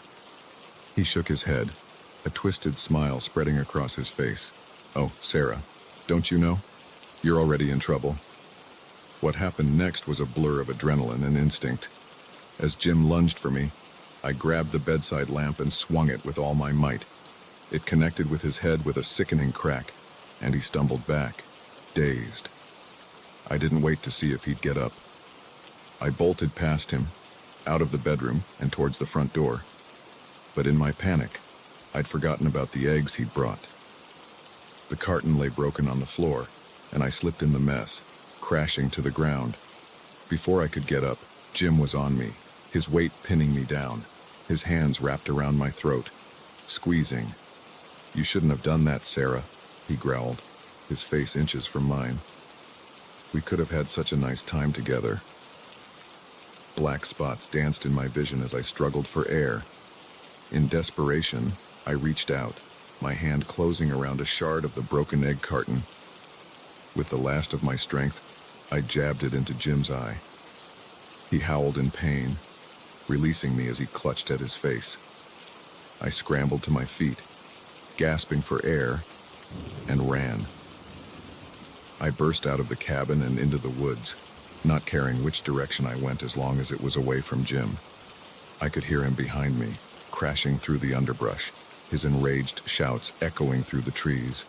I ran until my lungs burned and my legs felt like jelly. The forest was a maze, every tree looking the same as the last. I had no idea where I was or which direction would lead me to safety. As I paused to catch my breath, I heard Jim's voice, and closer than I'd expected. "Sarah, you can't hide from me. This is my forest. I know every inch of it." Panic gave me a fresh burst of energy, and I took off again. But in my haste, I didn't see the root sticking up from the ground. My foot caught it, and I went down hard, tumbling down a steep incline. I came to a stop at the bottom, dazed and in pain. As I tried to get up, a sharp pain shot through my ankle, sprained, maybe broken. I bit back a sob of frustration and fear. I could hear Jim getting closer. I looked around frantically for somewhere to hide and spotted a hollow log a few feet away. It was a tight squeeze, but I managed to wiggle inside, trying to quiet my ragged breathing. Jim's footsteps crunched through the leaves, pausing at the top of the incline. "I know you're down there, Sarah," he called out, his voice sickeningly playful. "Why don't you come out and we can talk about this?" I pressed a hand over my mouth, willing myself to be silent. Tears streamed down my face as I listened to him make his way down the slope. "You know," he continued, his voice getting closer, "you're not the first to try and run, but they all come back in the end. They always do." A chill ran through me at his words. How many others had there been? How long had he been doing this? His footsteps stopped right next to my hiding place. I could see his boots through a crack in the log. I held my breath, praying he wouldn't find me. For what felt like an eternity, he stood there, so close I could hear his breathing. Then, finally, he moved on. "I'll find you, Sarah," he called out as he walked away. "You can't hide forever." I waited until I couldn't hear him anymore before crawling out of the log. My ankle throbbed, but the pain was nothing compared to the fear coursing through me. I knew I couldn't outrun him, not in this condition. I needed a plan. Looking around, I spotted a sturdy branch that could serve as a makeshift crutch. As I leaned on it, testing my weight, an idea began to form. Jim thought he knew these woods better than anyone, but that was about to become his downfall. Over the next few hours, I set traps, tripwires made from vines, pitfalls covered with leaves, anything I could think of to slow him down or, better yet, incapacitate him. As the sun began to set, I heard Jim's voice again, closer this time. "Getting dark, Sarah. Woods can be dangerous at night. Why don't you come on out and we'll go back to the nice, warm cabin?" I gritted my teeth, steeling myself. This ended now. I let him see me, just for a moment, before limping away. I heard him laugh, thinking he had me. That's right, Sarah. Nowhere to run now. I led him on a merry chase, always staying just out of reach, leading him deeper into my trap-laden section of the forest. I heard him curse as he tripped over one of my wires, then cry out in pain as he fell into a pitfall. That was my chance. I turned and hobbled as fast as I could towards where I thought the road might be. Behind me, I could hear Jim's enraged shouts growing fainter. Just when I thought my strength would give out, I saw it. The glint of moonlight on metal. A car. The road. I broke through the tree line, waving my arms frantically at the approaching headlights. The car screeched to a halt, and a startled couple peered out at me. "Please," I gasped. "Help me. Call the police." As we sped away from the forest, my ordeal finally over, I couldn't help but think of Jim's words. How many others had there been? How many hadn't escaped? I made a silent vow then and there. Once I was safe, once Jim was behind bars, I would find out. I would make sure every one of his victims got justice. The cabin in the woods was supposed to be my escape. Instead, it became the battleground where I discovered just how strong I really was. And as the first police sirens began to wail in the distance, I knew my fight was far from over.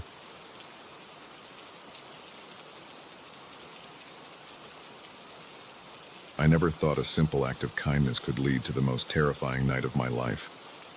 But as I sit here, hands still shaking, I realize that sometimes the monsters we fear aren't hiding under our beds. They're sitting right next to us in the passenger seat. It was close to midnight, and I was driving home after a late shift at the hospital. The rain was coming down in sheets, making it hard to see more than a few feet ahead.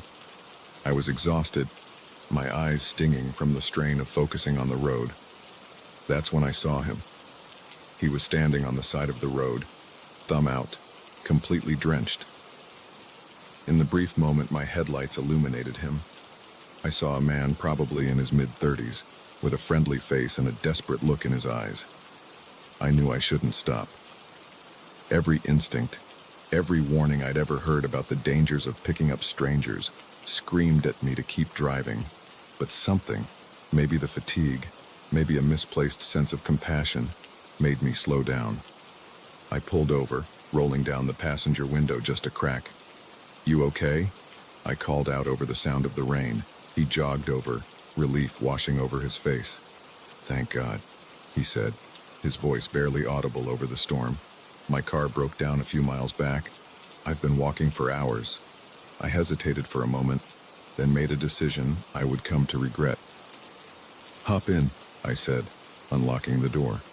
"And where are you headed?" He slid into the seat, water dripping from his clothes onto the upholstery. "Just to the next town," he said, flashing me a grateful smile. "I'm Tom, by the way." "Sarah," I replied, pulling back onto the road. "You're lucky I came along. Not many people out at this hour." Tom nodded, running a hand through his wet hair. "Yeah, I was starting to lose hope. You're a real lifesaver, Sarah." We drove in silence for a few minutes, the only sound the rhythmic swish of the wipers and the drumming of rain on the roof. I snuck glances at Tom out of the corner of my eye. He seemed harmless enough, staring out the window with a relieved expression. "So," I said, trying to break the awkward silence, "what do you do for a living, Tom?" He turned to me, and for a split second, I saw something in his eyes that made my blood run cold. But it was gone so quickly I thought I must have imagined it. "Oh, this and that," he said vaguely. "I'm between jobs at the moment. What about you? That looks like a nurse's uniform." I nodded, suddenly aware of how much information I was giving to a complete stranger. "Yeah, I work at St. Mary's. Just finished a 12-hour shift." Tom's eyebrows raised. 12 hours? You must be exhausted. Maybe I should drive." A wave of unease washed over me. "No, that's okay. I'm used to it." He shrugged, but I noticed his eyes lingering on the steering wheel. "If you're sure. So, you live around here?" I hesitated, then lied. No, just passing through, visiting a friend. Tom nodded, but something in his expression told me he didn't believe me.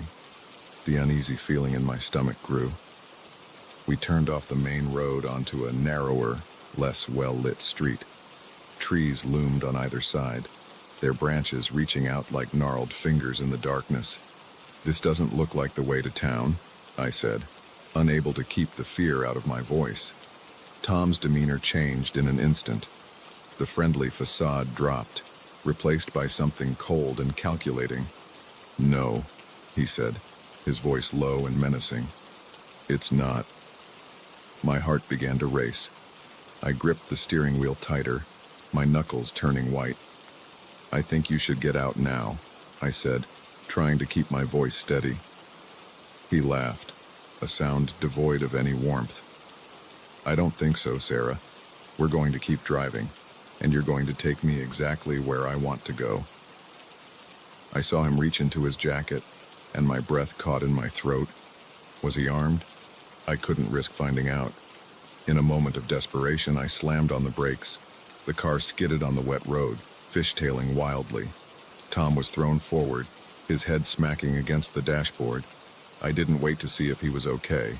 I threw the car into park and scrambled for the door handle. But Tom recovered quicker than I anticipated. His hand shot out, grabbing my arm in a vice-like grip. "That wasn't very smart, Sarah," he growled, pulling me back. I fought against his grip, my free hand searching frantically for anything I could use as a weapon. My fingers closed around my travel mug in the cup holder. Without thinking, I swung it at Tom's head. The mug connected with a sickening thud. Hot coffee splashed everywhere, and Tom's grip loosened. I took the opportunity to wrench the door open and tumble out into the rain. The ground was slick, and I slipped as I tried to run. I could hear Tom cursing behind me, the car door slamming as he gave chase. I ran blindly into the woods that lined the road, branches whipping at my face, my shoes sinking into the muddy ground. My lungs burned, and my legs felt like lead, but terror kept me moving. I could hear Tom crashing through the underbrush behind me, getting closer with each passing second. He was bigger, stronger, and wasn't exhausted from a 12-hour shift. Just when I thought my legs would give out, I saw a glimmer of light through the trees. A house. Hope surged through me, giving me a final burst of energy. I burst out of the tree line and into a small clearing. An old farmhouse stood before me, a single light burning in an upstairs window. I sprinted towards it, my feet slipping on the wet grass. I reached the porch and began pounding on the door. "Help!" I screamed, my voice hoarse. "Please, somebody help me!" I heard movement inside, then the porch light flickered on. The door opened to reveal an elderly man, his eyes wide with concern. "Please," I gasped, "let me in. There's a man. He's trying to—" I didn't get to finish. A hand grabbed my shoulder, spinning me around. Tom stood there, his face twisted with rage, blood trickling from a cut on his forehead where I'd hit him with the mug. Now, Sarah," he said, his voice eerily calm. "Don't go telling tales. We wouldn't want our new friend here to get the wrong idea." The elderly man looked between us. Confusion and fear etched on his face. "What's going on here?" he demanded. Tom opened his mouth to speak, but I cut him off. "He's not who he says he is," I blurted out. "He made me drive him here. He's dangerous. Please, call the police." For a moment, nobody moved. Then, quicker than I thought possible, the old man reached behind the door and pulled out a shotgun. "You," he said, pointing the gun at Tom, "you get off my property now." Tom's eyes darted between the gun and me. I could see the calculations running behind his eyes. Finally, he stepped back, hands raised. "This isn't over," he said, his eyes locked on mine.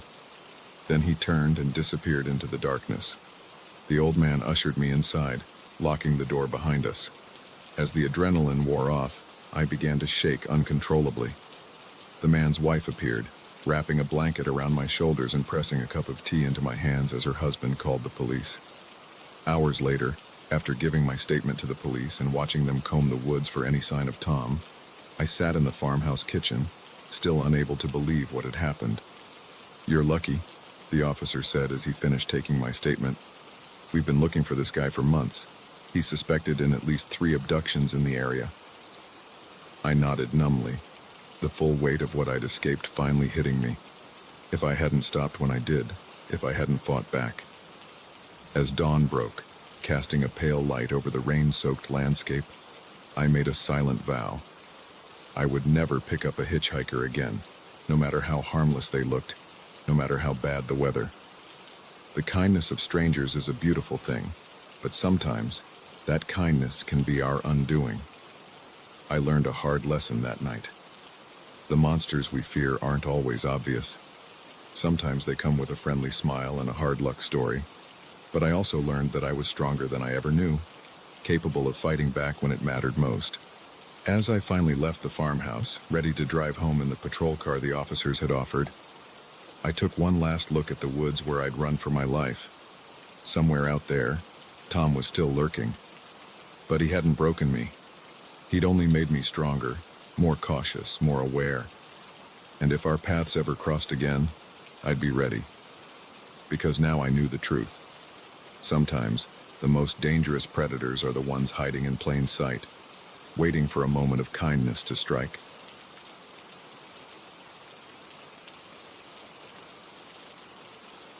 The moment I heard that first unexplained noise, I should have packed my bags and left.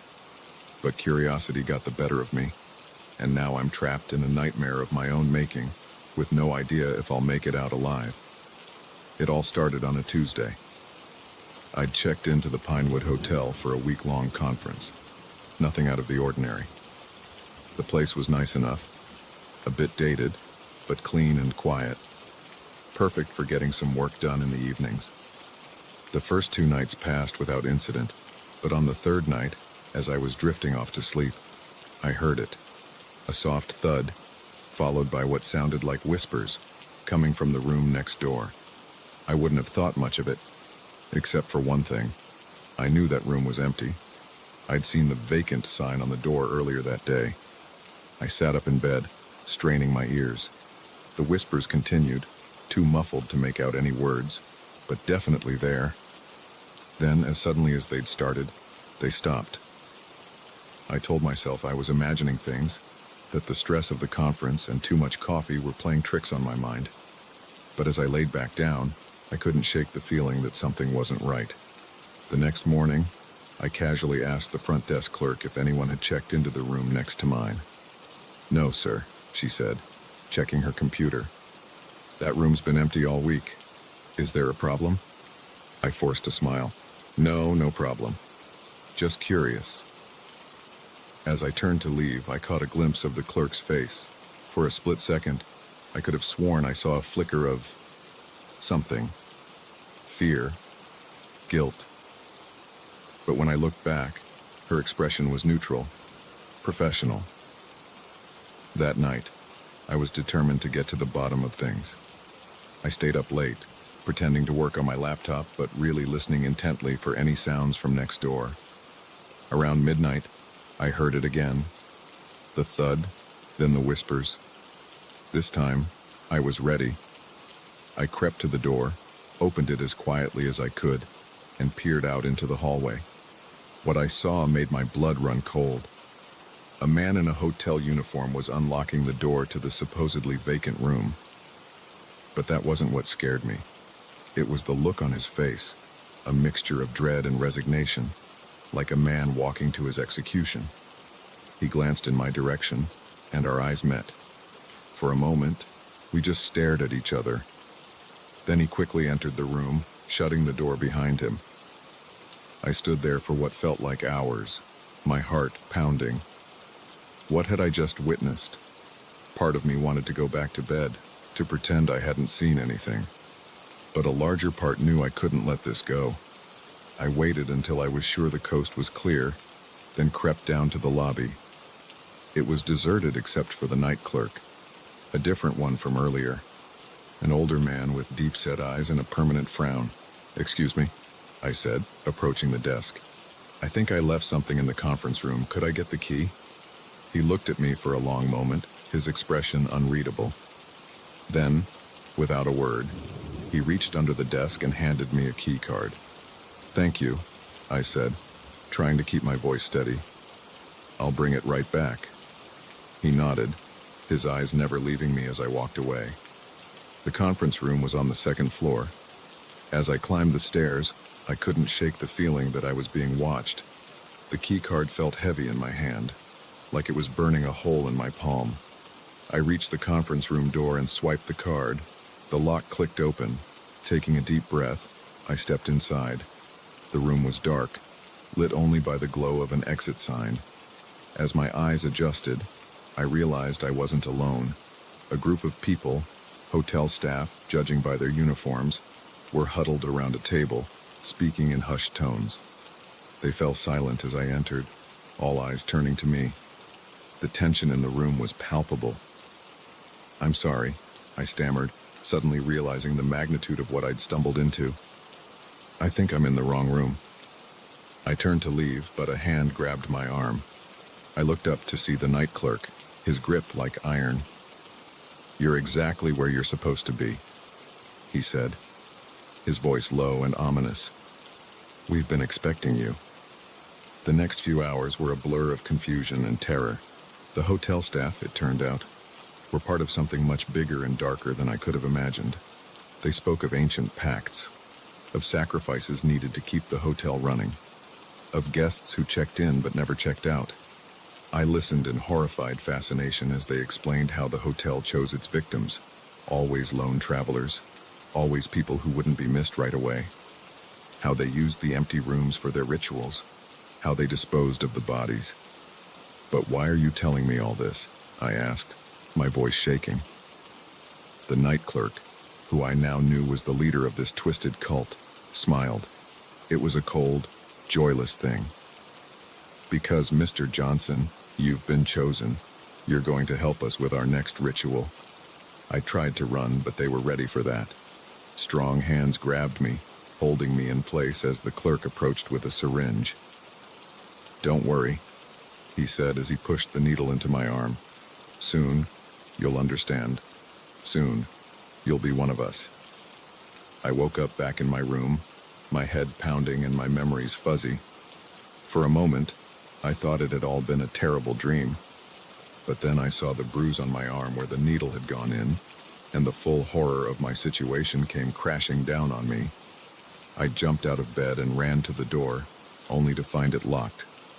My phone was gone, as was my laptop. I was trapped. The next few days were a nightmare of isolation and fear. Food appeared in my room at regular intervals, but I never saw who delivered it. The TV only showed static, and the phone was dead. I tried everything I could think of to escape, picking the lock, trying to signal for help through the window, even attempting to break down the door. Nothing worked. On what I think was the 5th day, it was hard to keep track of time, the door finally opened. The night clerk stood there, flanked by 2 burly men in suits. "It's time, Mr. Johnson," he said. "Are you ready to join us?" I knew this was my only chance. As they led me down the hallway, I pretended to stumble.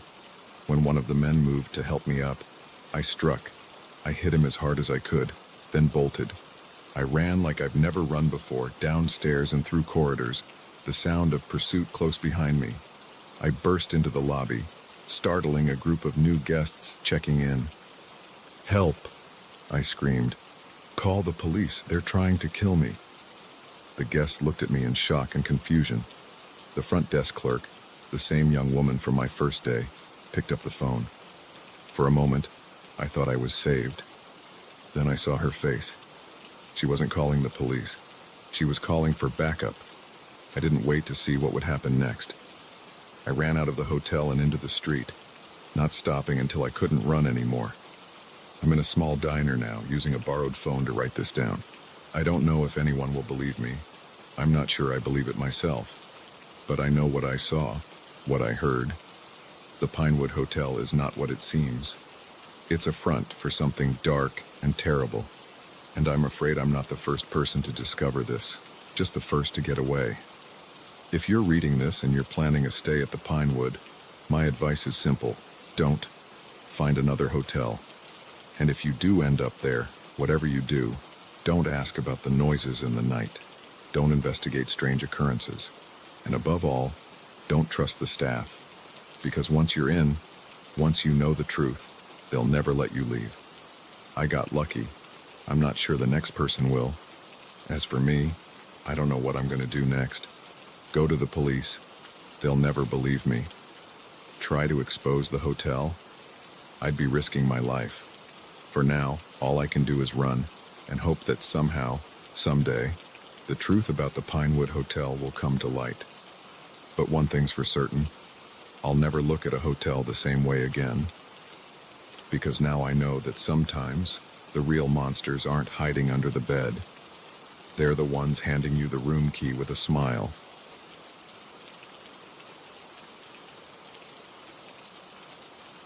The first time I noticed something out of place, I brushed it off as forgetfulness. By the time I realized the truth, it was almost too late. I never imagined that house sitting could turn into a living nightmare. It started innocently enough. My college friend, Sarah, asked if I could watch her house for a month while she was on an extended business trip. The timing was perfect. I had just finished a freelance project and was between jobs. Plus, the idea of staying in a spacious suburban home instead of my cramped studio apartment was too good to pass up. The first week was uneventful. I settled into a routine, working on my laptop during the day and binge-watching Netflix in the evenings. Sarah's house was comfortable, if a bit too big for one person. Sometimes I'd catch myself looking over my shoulder, feeling like I was being watched, but I chalked it up to being in an unfamiliar place. It was on day 8 that I noticed the first oddity. I woke up and went to the kitchen to make coffee, only to find that the mug I'd left in the sink the night before was now sitting on the counter, clean and dry. I frowned, trying to remember if I'd washed it before bed. I must have, I decided. I was just more tired than I thought. But then it happened again, and again. Small things, easy to dismiss individually, but unsettling when viewed as a whole. A book I was sure I'd left on the coffee table would be back on the shelf. The TV remote would be on the other side of the room from where I'd left it. One morning, I came downstairs to find all the kitchen chairs pulled out from the table. I started to wonder if I was losing my mind. Was I sleepwalking? Having memory lapses? I began taking photos of rooms before I went to bed, comparing them to how things looked in the morning. More often than not, there would be subtle differences. By the third week, I was a nervous wreck. I'd started sleeping with the bedroom door locked, jumping at every creak and groan of the house settling. I considered calling Sarah, but what would I say? I think your house is moving things around at night. She'd think I was crazy. It was on a Tuesday night that everything came to a head. I'd had trouble falling asleep, tossing and turning for hours before finally drifting off. A noise jolted me awake. A soft thud, like something being set down carefully. I lay perfectly still, straining my ears. There it was again, a shuffling sound, coming from downstairs. My heart began to race. This wasn't my imagination. There was someone in the house. I reached for my phone with trembling hands, ready to call 911. But as my fingers touched the screen, a horrible thought struck me. What if they'd cut the phone lines? In movies, that's always what the intruders did first. Slowly, careful not to make a sound, I got out of bed. I needed to see what I was dealing with. I crept to the bedroom door and pressed my ear against it. The shuffling had stopped, but now I could hear something else. Breathing. Slow, steady breathing, just on the other side of the door. I stumbled back, clapping a hand over my mouth to stifle a scream. The doorknob began to turn, slowly, deliberately. I looked around frantically for a weapon, anything I could use to defend myself. My eyes fell on a heavy glass vase on the dresser. I grabbed it, hefting its weight in my hands as I backed away from the door. The door opened with agonizing slowness. I raised the vase, ready to strike. But what I saw in the doorway made me freeze in shock. It wasn't a burglar. It wasn't a serial killer. It was a man, but not like any man I'd ever seen. He was tall, impossibly thin, with limbs that seemed too long for his body. His skin was pale, almost translucent, and his eyes were black voids, pupilless and empty. For a moment, we just stared at each other. Then he spoke, his voice a dry whisper that seemed to come from everywhere and nowhere at once. "You weren't supposed to see me." The vase slipped from my numb fingers, shattering on the floor. The sound seemed to break whatever spell had fallen over us. The man, creature, whatever it was, lunged forward with inhuman speed. I don't remember deciding to move. One moment I was frozen in terror, the next I was shoving past him, running down the hallway towards the stairs. I could hear him behind me, his breathing raspy and excited. I took the stairs 2 at a time, nearly falling in my haste. My only thought was to get out, to get to my car and drive as far away as possible. But as I reached the bottom of the stairs, I saw something that made my blood run cold. The front door was gone. Where it should have been was just a blank wall. I spun around, looking for another way out. But everywhere I looked, things were wrong. The layout of the house had changed. Doors that should have led outside now opened into more rooms. Windows showed only darkness beyond, as if the house was floating in a void. "You can't leave," the voice said behind me. "None of us can." I turned to face him, pressing my back against the wall. "What are you talking about? What is this place?" He tilted his head, regarding me with those empty black eyes. "This house, it's alive. It feeds on us, on our fear, our despair. It's been so long since it had someone new to play with." "No," I shook my head, refusing to believe it. "This isn't real. It can't be."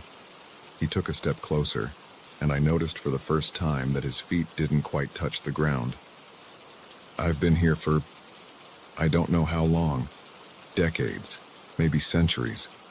Time doesn't work right here. The house let me see you, let me move things around. It was toying with you, savoring your growing fear." My mind raced, trying to make sense of what he was saying. "But Sarah, this is her house. She lives here." The creature that was once a man let out a sound that might have been a laugh. "Sarah isn't real. She's just a lure, a fiction created by the house to bring in new victims. You're not the first, and you won't be the last." I felt my legs give way, and I slid down the wall to the floor. This couldn't be happening. It had to be a nightmare. I'd wake up any moment now, back in my own apartment, and laugh at how ridiculous this all was. But I didn't wake up.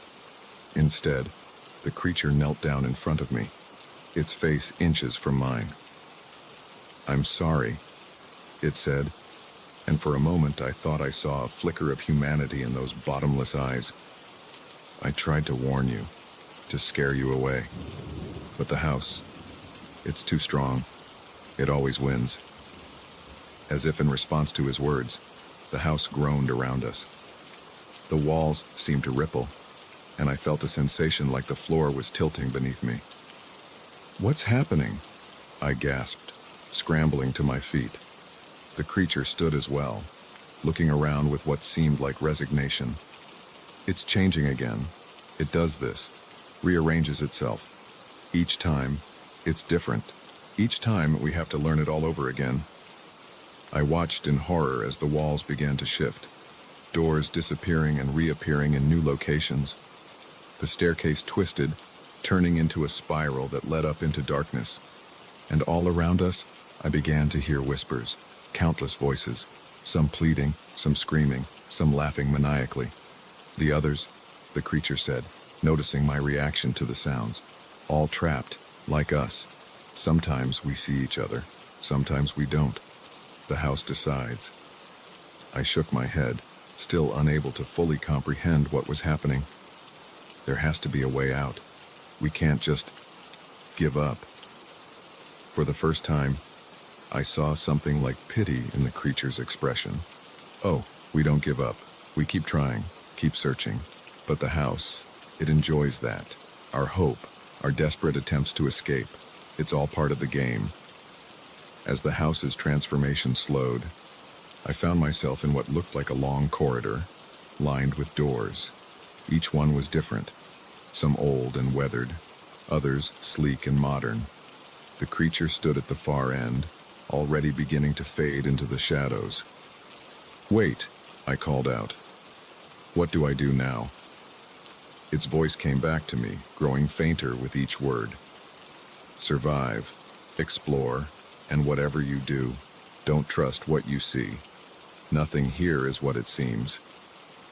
And then it was gone, leaving me alone in the impossible corridor. I stood there for a long time, trying to come to terms with my new reality. Part of me still clung to the hope that this was all some elaborate hoax or hallucination, but deep down, I knew the truth. I was trapped, caught in the grip of something beyond my understanding. Finally, I took a deep breath and looked at the doors stretching out before me. Each one could lead to salvation or damnation. There was no way to know. With no other choice, I stepped forward and grasped the handle of the nearest door. As I turned it, I silently vowed that I wouldn't become like the creature I'd met.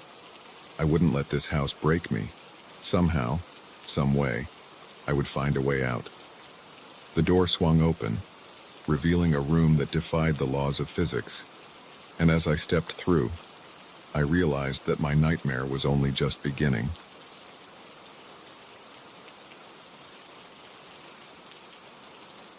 The moment I overheard those whispered words, I knew my ordinary night shift had just become a matter of life and death. Little did I know, serving coffee at 2 a.m. would be the least of my worries. My name's Amy, and I've been working the graveyard shift at Mel's 24-hour diner for about 6 months now. It's not glamorous, but it pays the bills and gives me time to work on my novel during the slow hours. Most nights, it's just me, the cook, and a handful of regulars, truckers passing through, college students pulling all-nighters, the occasional insomniac looking for a slice of pie and a sympathetic ear. This particular night started like any other. I was wiping down the counter for the 100th time, half listening to the oldies station playing softly in the background, when the bell over the door chimed. I looked up, plastering on my best customer service smile, only to have it falter slightly at the sight of the newcomers. There were 4 of them, all men, dressed in dark clothes that seemed a little too nice for our greasy spoon establishment. They slid into a booth in the far corner, talking in low voices and glancing around nervously. I grabbed some menus and headed over, my instincts telling me something was off about this group. As I approached, I caught a snippet of their conversation. "Shipment comes in at dawn. We need to be ready." They fell silent as soon as they noticed me, fixing me with hard stares that made my skin crawl. "Welcome to Mel's," I said, proud of how steady my voice sounded. "Can I start you gentlemen off with some coffee?" The man closest to me, a burly guy with a scar running down his left cheek, nodded curtly. "Coffee, black, for all of us." I jotted it down, even though it was unnecessary, just to have something to do with my hands. "I'll be right back with that. Take your time with the menus." As I walked back to the counter, I could feel their eyes on me. My mind was racing. What kind of shipment were they talking about? And why did they look so nervous? I poured their coffees with shaking hands, trying to act normal. When I brought the mugs over, they had pushed the menus aside, untouched. "Anything to eat?" I asked, more out of habit than expectation. The man with the scar shook his head. "Just the coffee, and some privacy." I nodded and retreated, my heart pounding. As soon as I was back behind the counter, I pulled out my phone, ready to call the police. But what would I say? I had no real evidence of anything illegal, just a bad feeling and a fragment of an overheard conversation. I decided to wait, to see if I could learn more. I busied myself with mindless tasks, all the while keeping an ear tuned to their booth. Their voices were too low to make out words and all, but their tone was urgent, intense. About an hour passed this way. The men nursed their coffees, heads bent close together in discussion. Occasionally, one would glance my way, and I'd quickly avert my eyes, pretending to be absorbed in restocking napkin dispensers or organizing menus. Then, everything changed in an instant. The bell over the door chimed again, and 2 police officers walked in. It was a common enough sight. Cops often stopped by for coffee during their night patrols. But the reaction from the men in the booth was immediate and alarming. They stiffened, hands disappearing under the table. I saw the glint of metal and realized with a jolt of terror that they were armed. The next few moments seemed to unfold in slow motion. The cops, oblivious to the tension, ambled up to the counter. The men in the booth were coiled like springs, ready to act. And I stood frozen between them, suddenly understanding that I was the only thing preventing a bloodbath in my diner. I had to do something, and fast. Taking a deep breath, I stepped towards the cops, positioning myself so my back was to the booth. I pitched my voice louder than necessary, hoping the men would hear every word. "Officers, great to see you. Your usual?" I asked, trying to communicate with my eyes that something was wrong.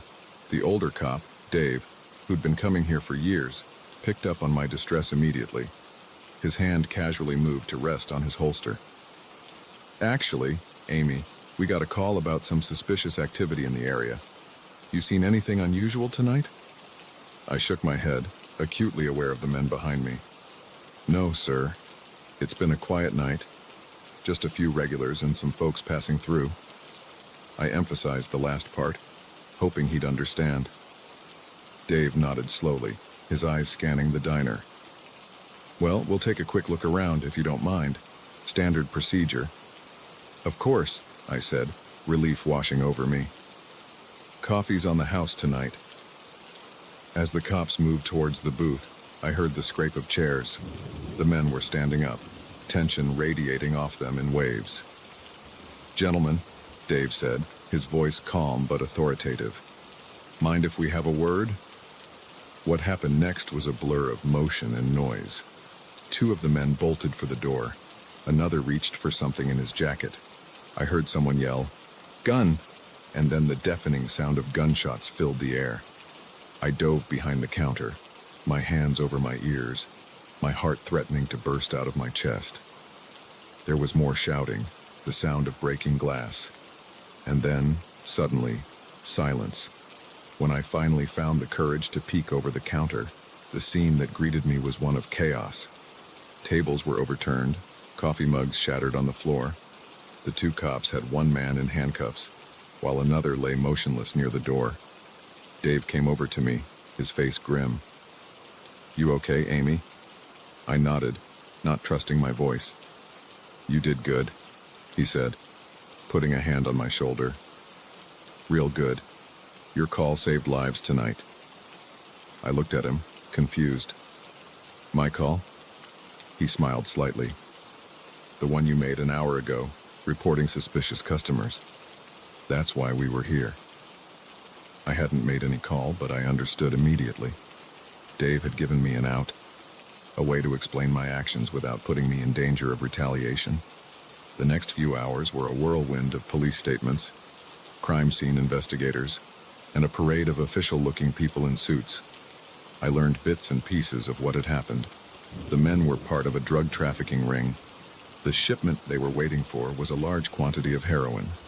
By pure chance, I had stumbled upon a major operation and inadvertently helped bring it down.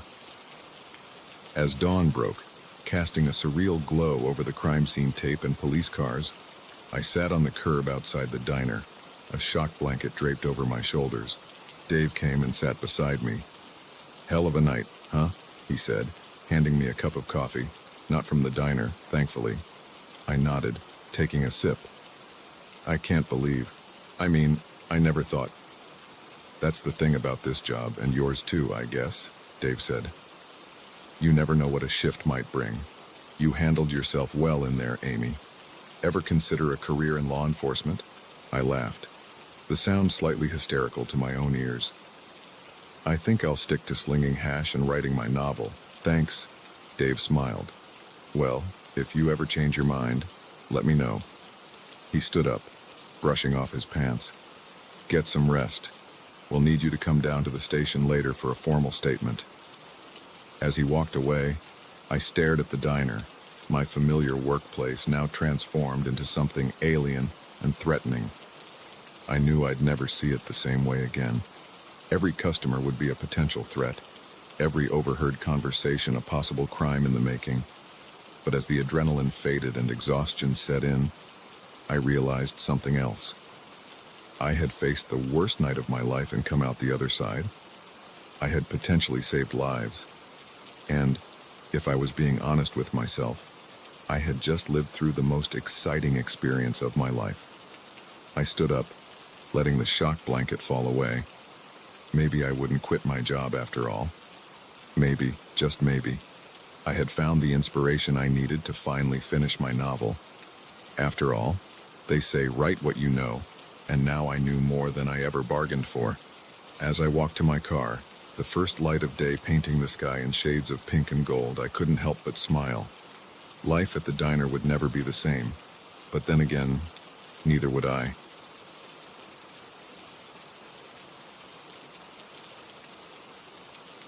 The moment we stepped into that abandoned house to escape the storm, I knew we'd made a terrible mistake.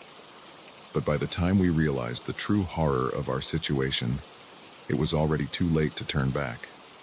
It was supposed to be a fun family road trip. Me, my wife Sarah, and our 2 kids, Emma, 10, and Jack, 8. We'd been driving for hours, trying to outrun a massive storm system that had seemingly appeared out of nowhere. The rain was coming down in sheets, making it nearly impossible to see the road ahead. "Dave, we need to stop," Sarah said, her knuckles white as she gripped the dashboard. "It's not safe to keep driving like this." I nodded, squinting through the windshield. "You're right. I'll pull over at the next town we see." But as the minutes ticked by, it became clear that we were in the middle of nowhere. No towns, no gas stations, not even a barn where we could wait out the storm. Just endless stretches of dark, rain-soaked countryside. That's when we saw it. A large, Victorian-style house looming out of the gloom. It stood alone on a small hill, silhouetted against the stormy sky by a flash of lightning. "Look!" Emma pointed excitedly. "A house. Can we stop there, Dad?" I hesitated. The place looked abandoned, and something about it made the hair on the back of my neck stand up. But another crack of thunder, followed by a worried whimper from Jack in the back seat, made up my mind for me. "Okay," I said, turning onto the long, overgrown driveway. "But we'll just stay until the storm passes." As we pulled up to the house, I could see that it was in even worse shape than I'd initially thought. Paint peeled from the wooden siding, and several windows were boarded up. The porch sagged ominously, as if it might collapse under its own weight at any moment. "Are you sure about this, Dave?" Sarah asked, eyeing the house warily as we got out of the car. I forced a smile, trying to project more confidence than I felt. "It'll be fine. We'll just wait inside until the worst of the storm blows over." We dashed through the rain to the porch, the old boards creaking under our feet. The front door was slightly ajar, swinging open with a spine-chilling creak when I pushed it. "Hello," I called out, peering into the darkness beyond. "Is anyone here?" No response. I pulled out my phone, using its flashlight to illuminate the entryway. Dust motes danced in the beam, and I could see cobwebs in the corners. The place looked like it hadn't been lived in for years. "Well," I said, trying to sound cheerful for the kids' sake, "looks like we've got the place to ourselves. Let's see if we can find some candles or a fireplace to warm up." We moved further into the house, our wet shoes leaving tracks on the grimy hardwood floor. The interior was a mess of old furniture draped in sheets, peeling wallpaper, and musty smells. But it was dry, and that was all that mattered for now.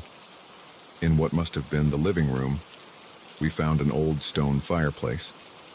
After some rummaging, I managed to find some relatively dry logs and got a small fire going. The kids huddled close to the warmth, their earlier excitement replaced by quiet unease. "I don't like this place, you Daddy," Jack said, his lower lip trembling slightly. "It feels scary." I ruffled his hair, trying to reassure him. "It's just an old house, buddy. Nothing to be afraid of."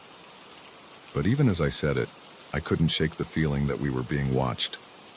I kept glancing over my shoulder, half expecting to see someone, or something, lurking in the shadows. Sarah must have sensed my unease. She squeezed my hand and whispered, "Maybe we should try to find a bedroom, get the kids settled for the night." I nodded, grateful for the suggestion. We gathered the kids and headed upstairs, the ancient staircase groaning under our weight. The second floor was just as dilapidated as the first, with long hallways lined with closed doors. We chose the first bedroom we came to, a large room with a massive four-poster bed still intact. The mattress was musty but dry, and we decided it would do for the night. As Sarah got the kids ready for bed, I decided to do a quick sweep of the rest of the upstairs, just to ease my own mind.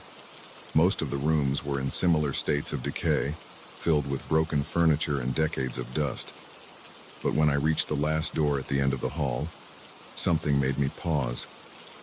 Unlike the other doors, this one was in pristine condition, its wood gleaming as if it had just been polished. The brass doorknob shone in the beam of my flashlight. Against my better judgment, I reached out and turned the knob. The door swung open silently, revealing a room that took my breath away. Unlike the rest of the house, this room looked like it was frozen in time. Everything was immaculate, from the neatly made bed to the books arranged perfectly on the shelves. There wasn't a speck of dust anywhere. But what really caught my attention was the doll. It sat in a small chair by the window, its porcelain face illuminated by a flash of lightning. Its glass eyes seemed to follow me as I moved, and its painted smile sent a chill down my spine. I backed out of the room quickly, shutting the door behind me. My heart was racing, and I had to take a few deep breaths to calm myself down. It was just a room, I told myself. Just an old doll. Nothing to be afraid of. When I returned to our room, Sarah was just tucking the kids into bed. "Everything okay?" she asked, noticing my pale face.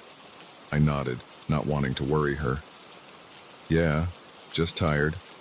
It's been a long day." We settled in for the night, the sound of rain on the roof and the occasional rumble of thunder lulling us into an uneasy sleep. I woke with a start, unsure of what had disturbed me. The room was pitch black, the fire having long since died out. As my eyes adjusted to the darkness, I realized what had woken me.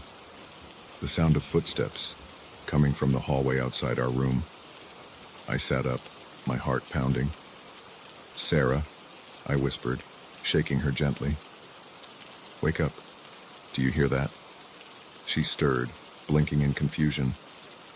"Hear what?" But before I could answer, we both heard it, a child's laughter echoing through the house. It wasn't Emma or Jack.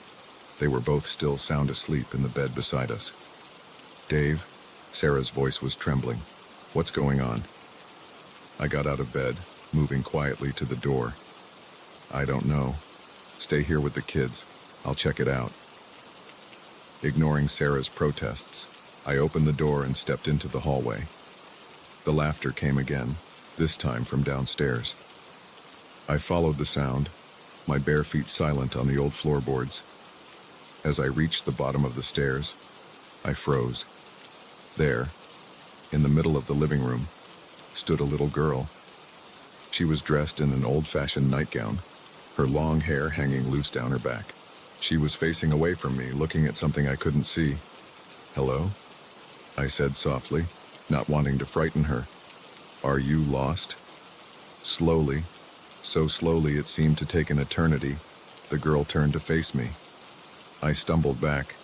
A scream caught in my throat. Her face was identical to the doll's upstairs, porcelain white, with glass eyes and a painted smile. But unlike the doll, this face was alive, those glass eyes blinking as they focused on me. "You shouldn't have come here," the girl said, her voice a mixture of childish sweetness and something far older, far darker. "This is our home, and now, you can never leave." As if on cue, doors began slamming throughout the house. I heard Sarah scream from upstairs, and the terrified cries of Emma and Jack. I turned to run back to them, but the staircase was gone, replaced by a solid wall. The girls' laughter echoed around me, multiplying until it seemed to come from everywhere at once. The room began to shift and warp, the walls stretching and twisting into impossible shapes. I saw faces in the wallpaper, heard whispers in the floorboards. "Welcome home," the girl said, her smile widening unnaturally. "We've been waiting for a new family for so long." I woke up with a gasp, drenched in cold sweat. Sarah was shaking me, her face pale with worry. "Dave, wake up. You were having a nightmare." I looked around wildly. We were still in the bedroom, the kids sleeping peacefully beside us. Outside, the storm had passed, and the first light of dawn was peeking through the dusty windows. "We need to leave," I said, jumping out of bed. "Now." Sarah didn't argue. Something in my voice or my face must have conveyed the urgency I felt. We woke the kids and packed up quickly, practically running to the car. As we drove away, I couldn't help but look back at the house in the rearview mirror. For a moment, I thought I saw a small figure standing in one of the upstairs windows, a porcelain hand raised in farewell, but when I blinked, it was gone. We never spoke about that night again, but sometimes, in my dreams, I still hear that child's laughter, still see those glass eyes watching me, and I wonder, with a chill that never quite goes away, what might have happened if we'd stayed just a little bit longer in that house that was never meant to be found.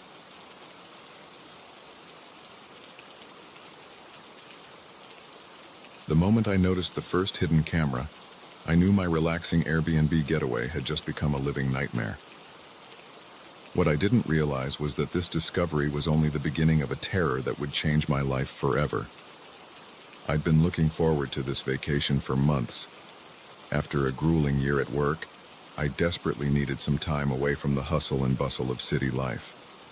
When I stumbled upon the listing for a cozy cabin in the woods, it seemed perfect. Quaint, secluded, and best of all, affordable.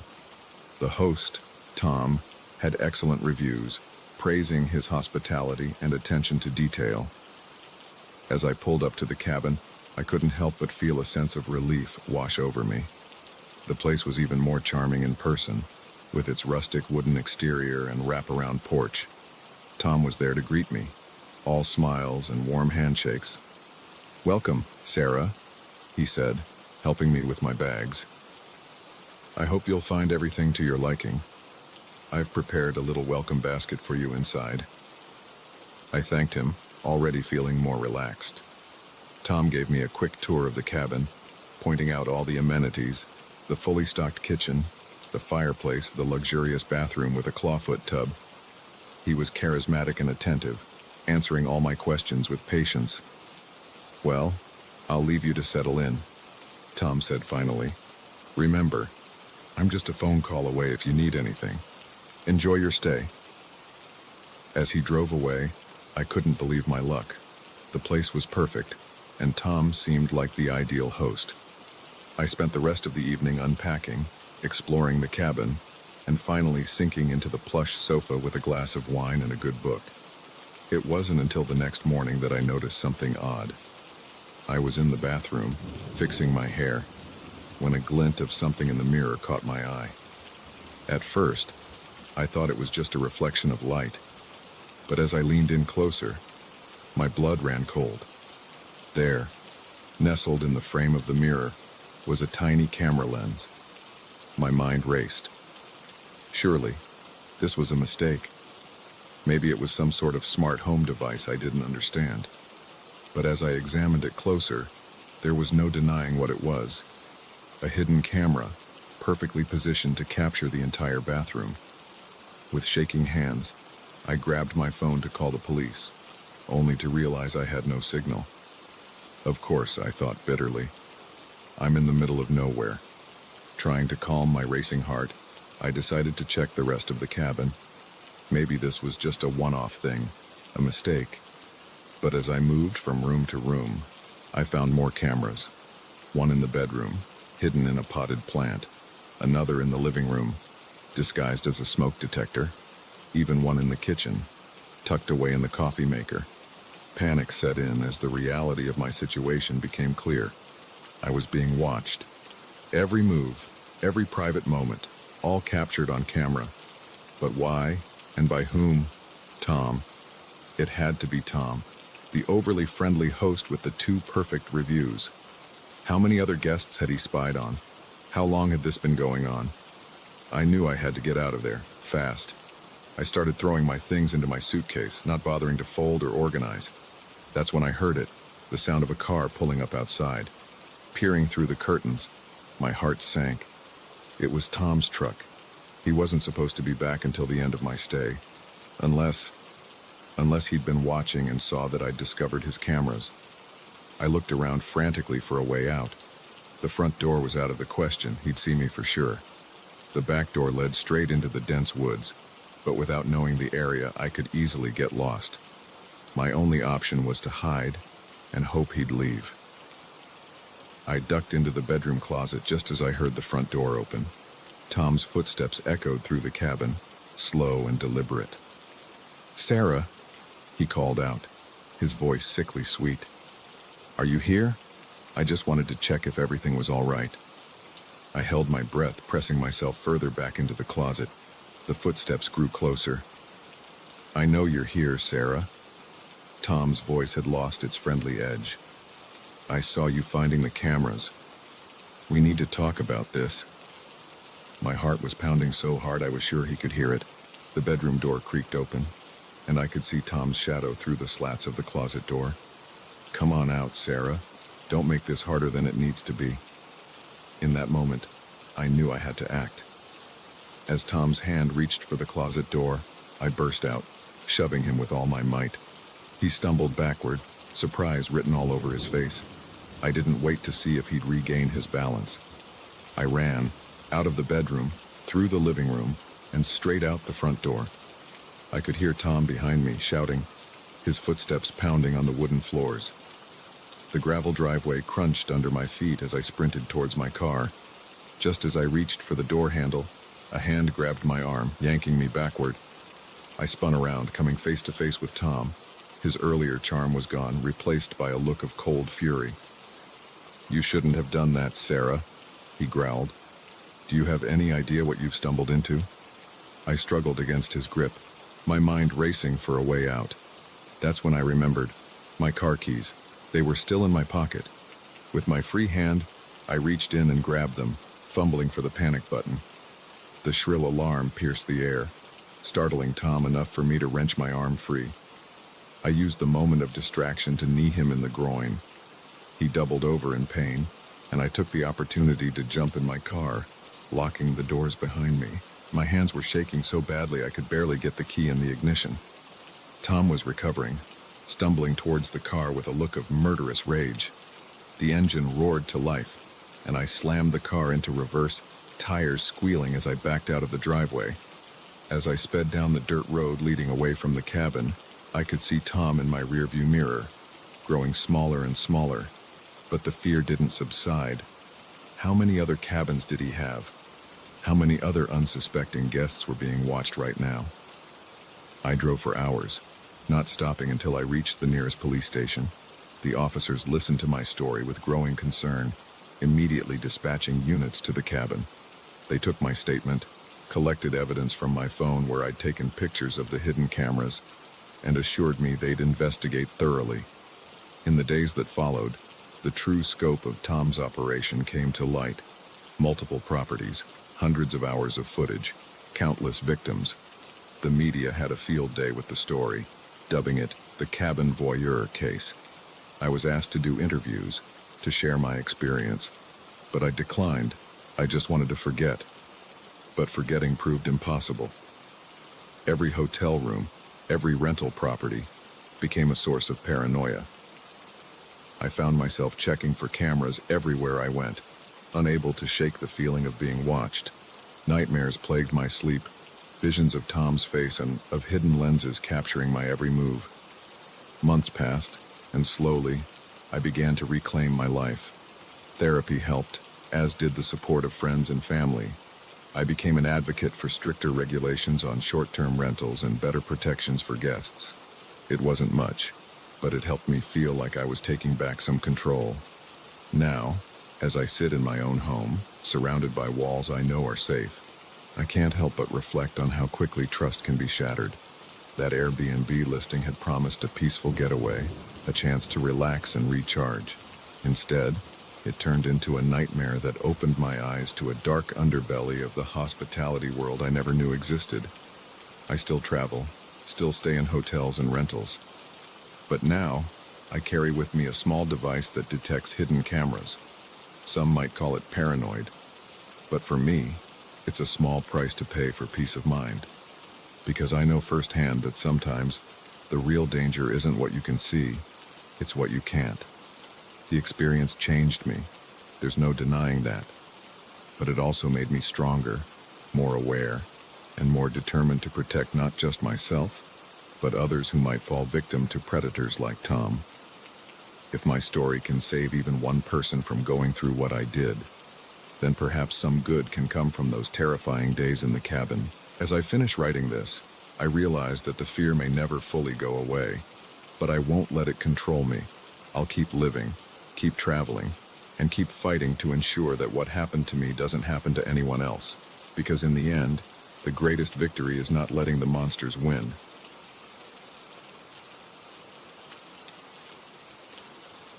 The moment I realized I wasn't alone in the wilderness, my solo camping trip turned into a nightmare I couldn't escape.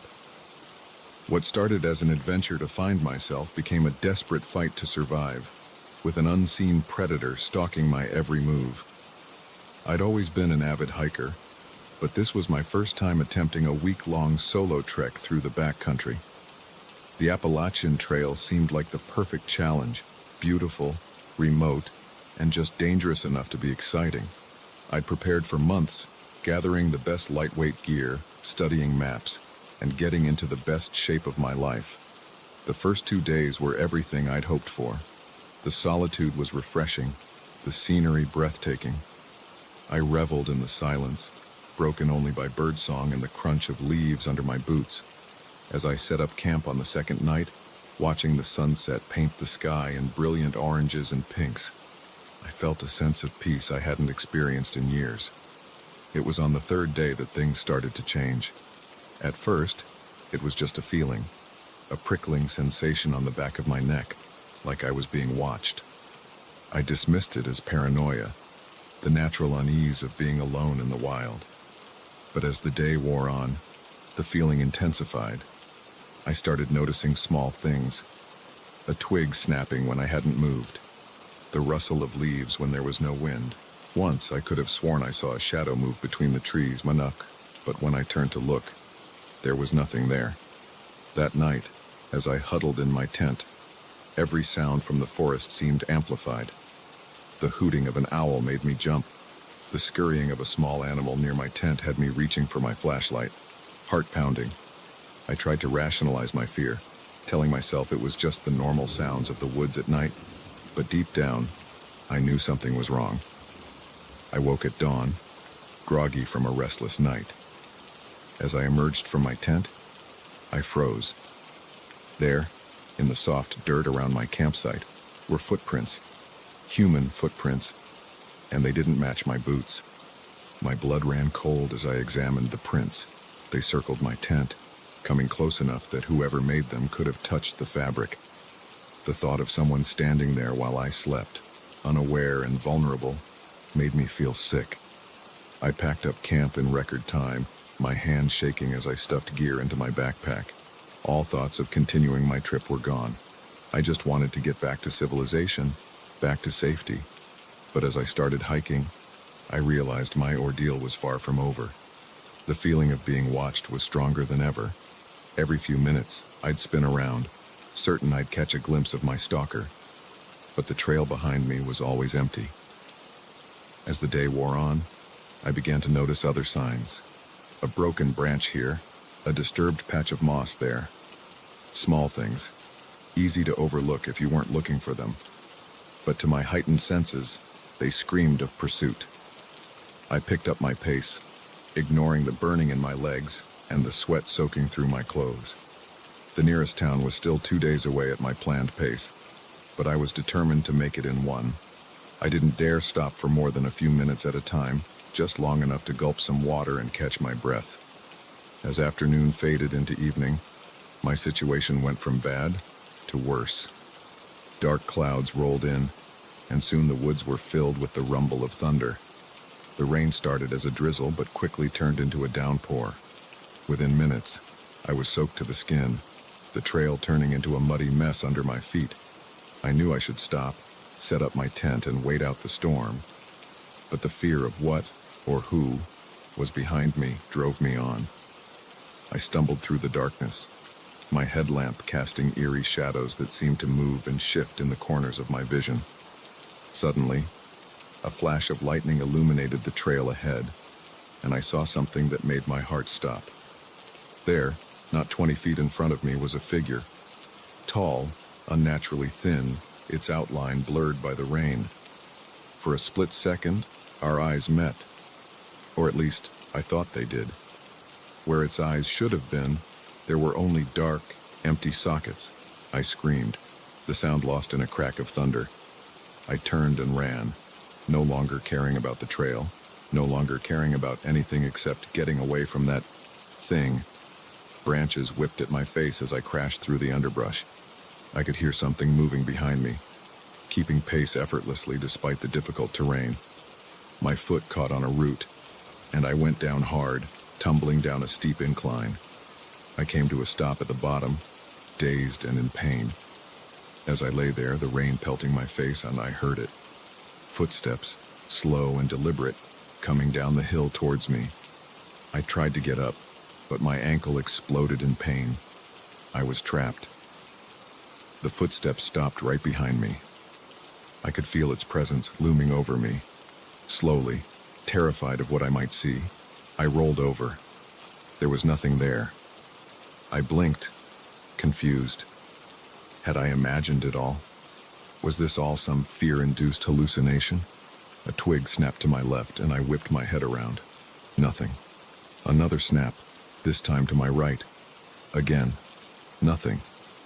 It was toying with me, I realized.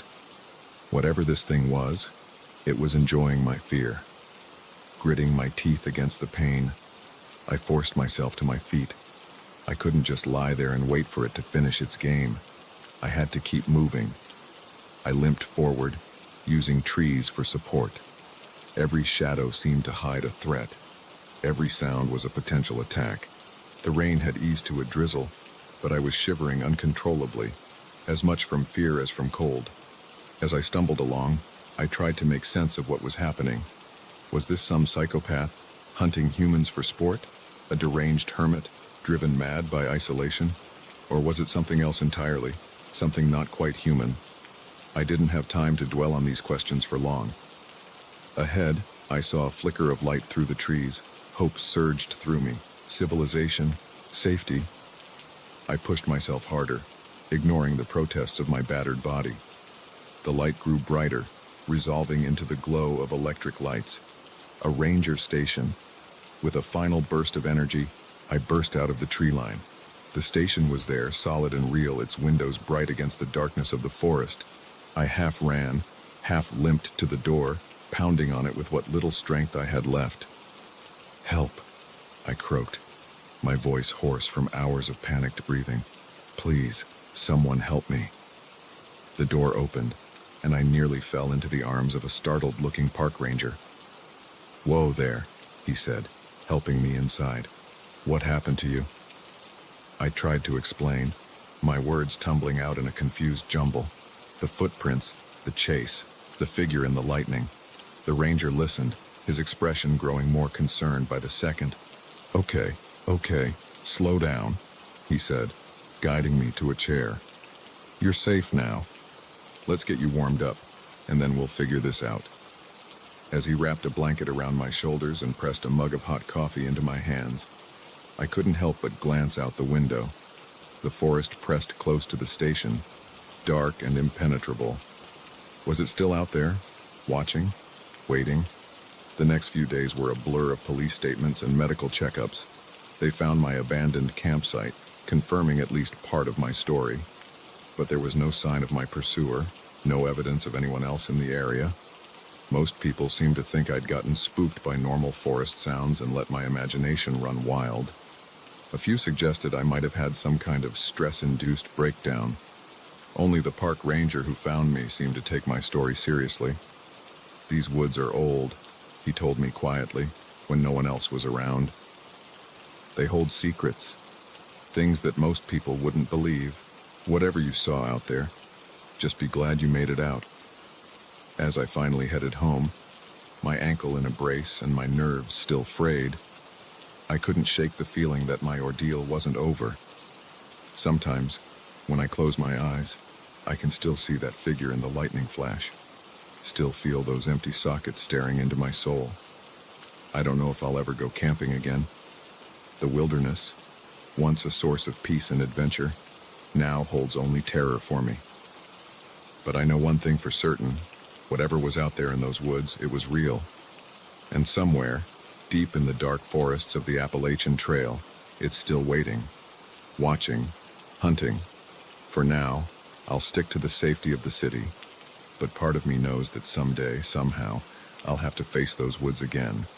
Because until I do, until I confront whatever it was that chased me through the rain and darkness, I'll never truly be free of the fear that now shadows my every step. The wilderness may have won this round, but the game, I fear, is far from over.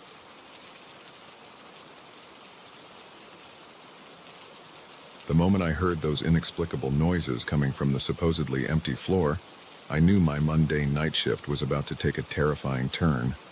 Little did I know, what I was about to discover would haunt me for the rest of my life.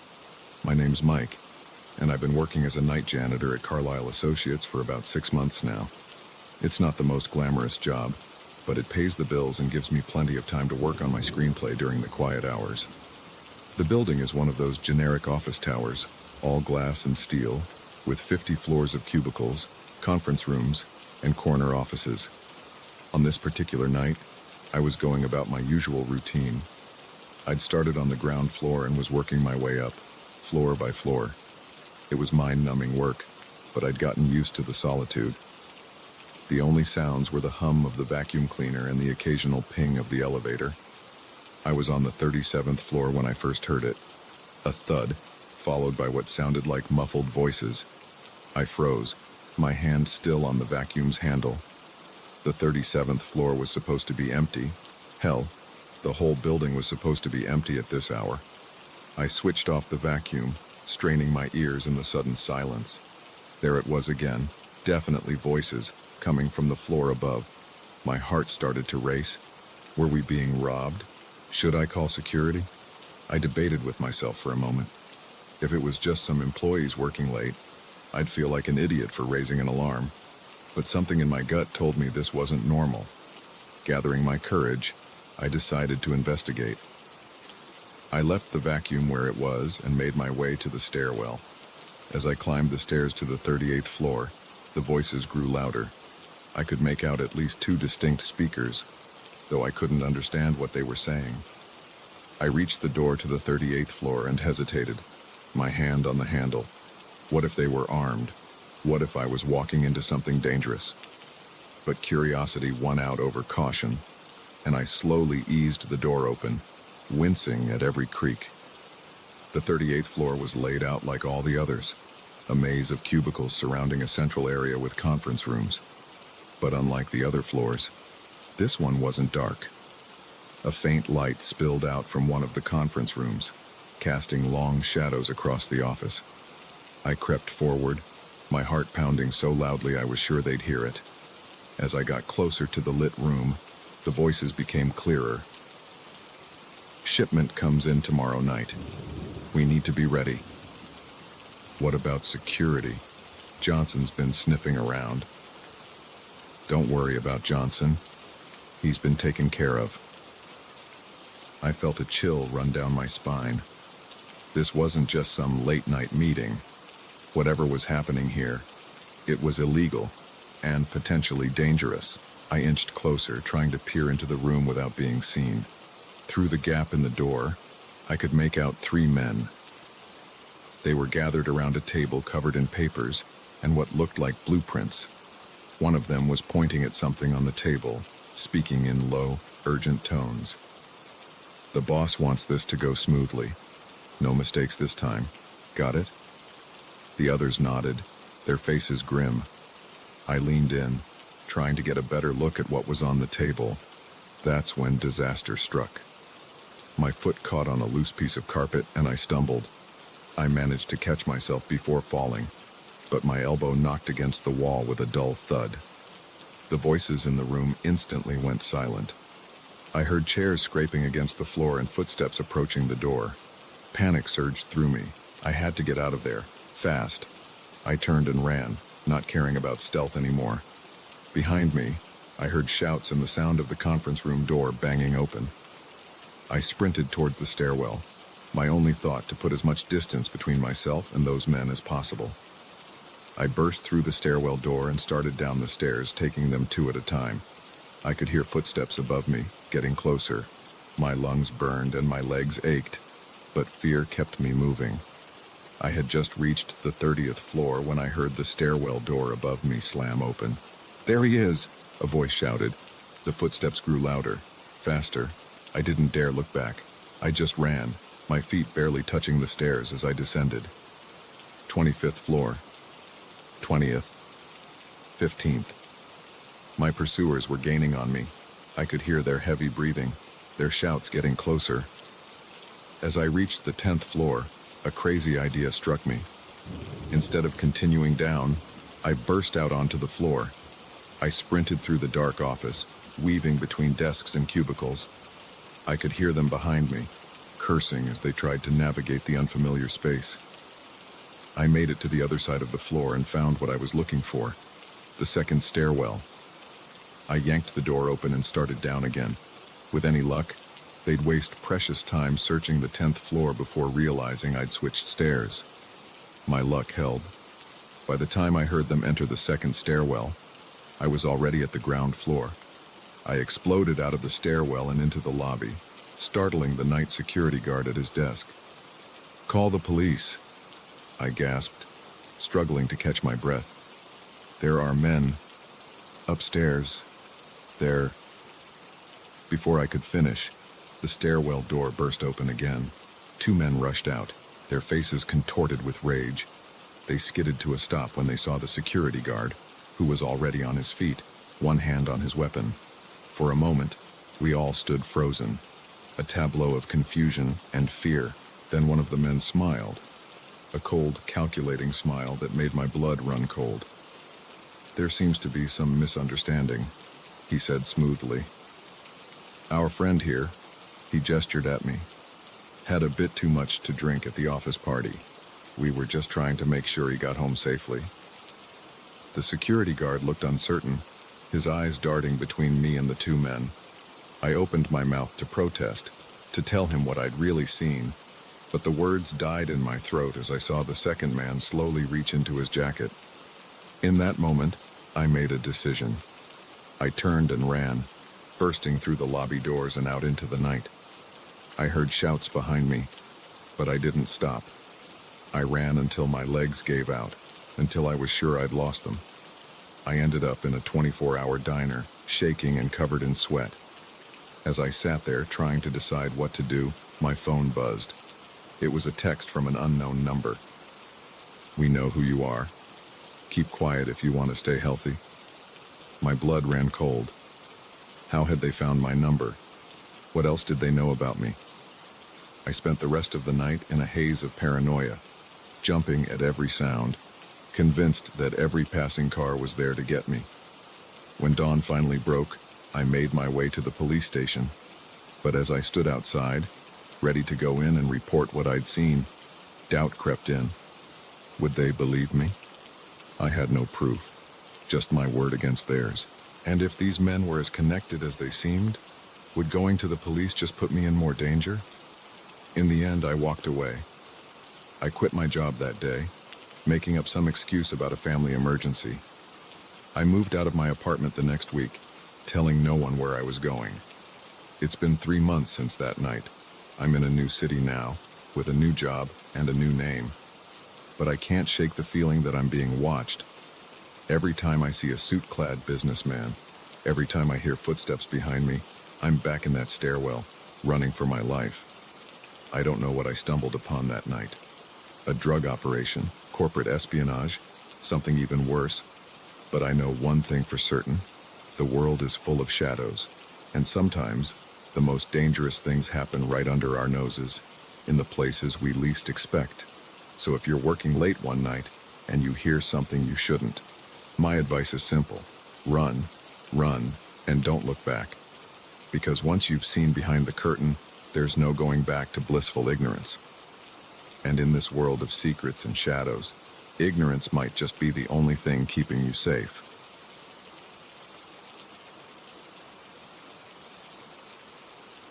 The first time I heard the scratching in the walls, I dismissed it as mice. By the time I realized the horrifying truth, it was almost too late. What started as a simple house-sitting job turned into a nightmare that would haunt me for the rest of my life. My name's Emily, and I'd agreed to watch my friend Sarah's house while she was away on a month-long business trip. It seemed like a sweet deal, a break from my cramped apartment, a chance to enjoy a spacious home in a quiet suburb. Little did I know, I was walking into a trap.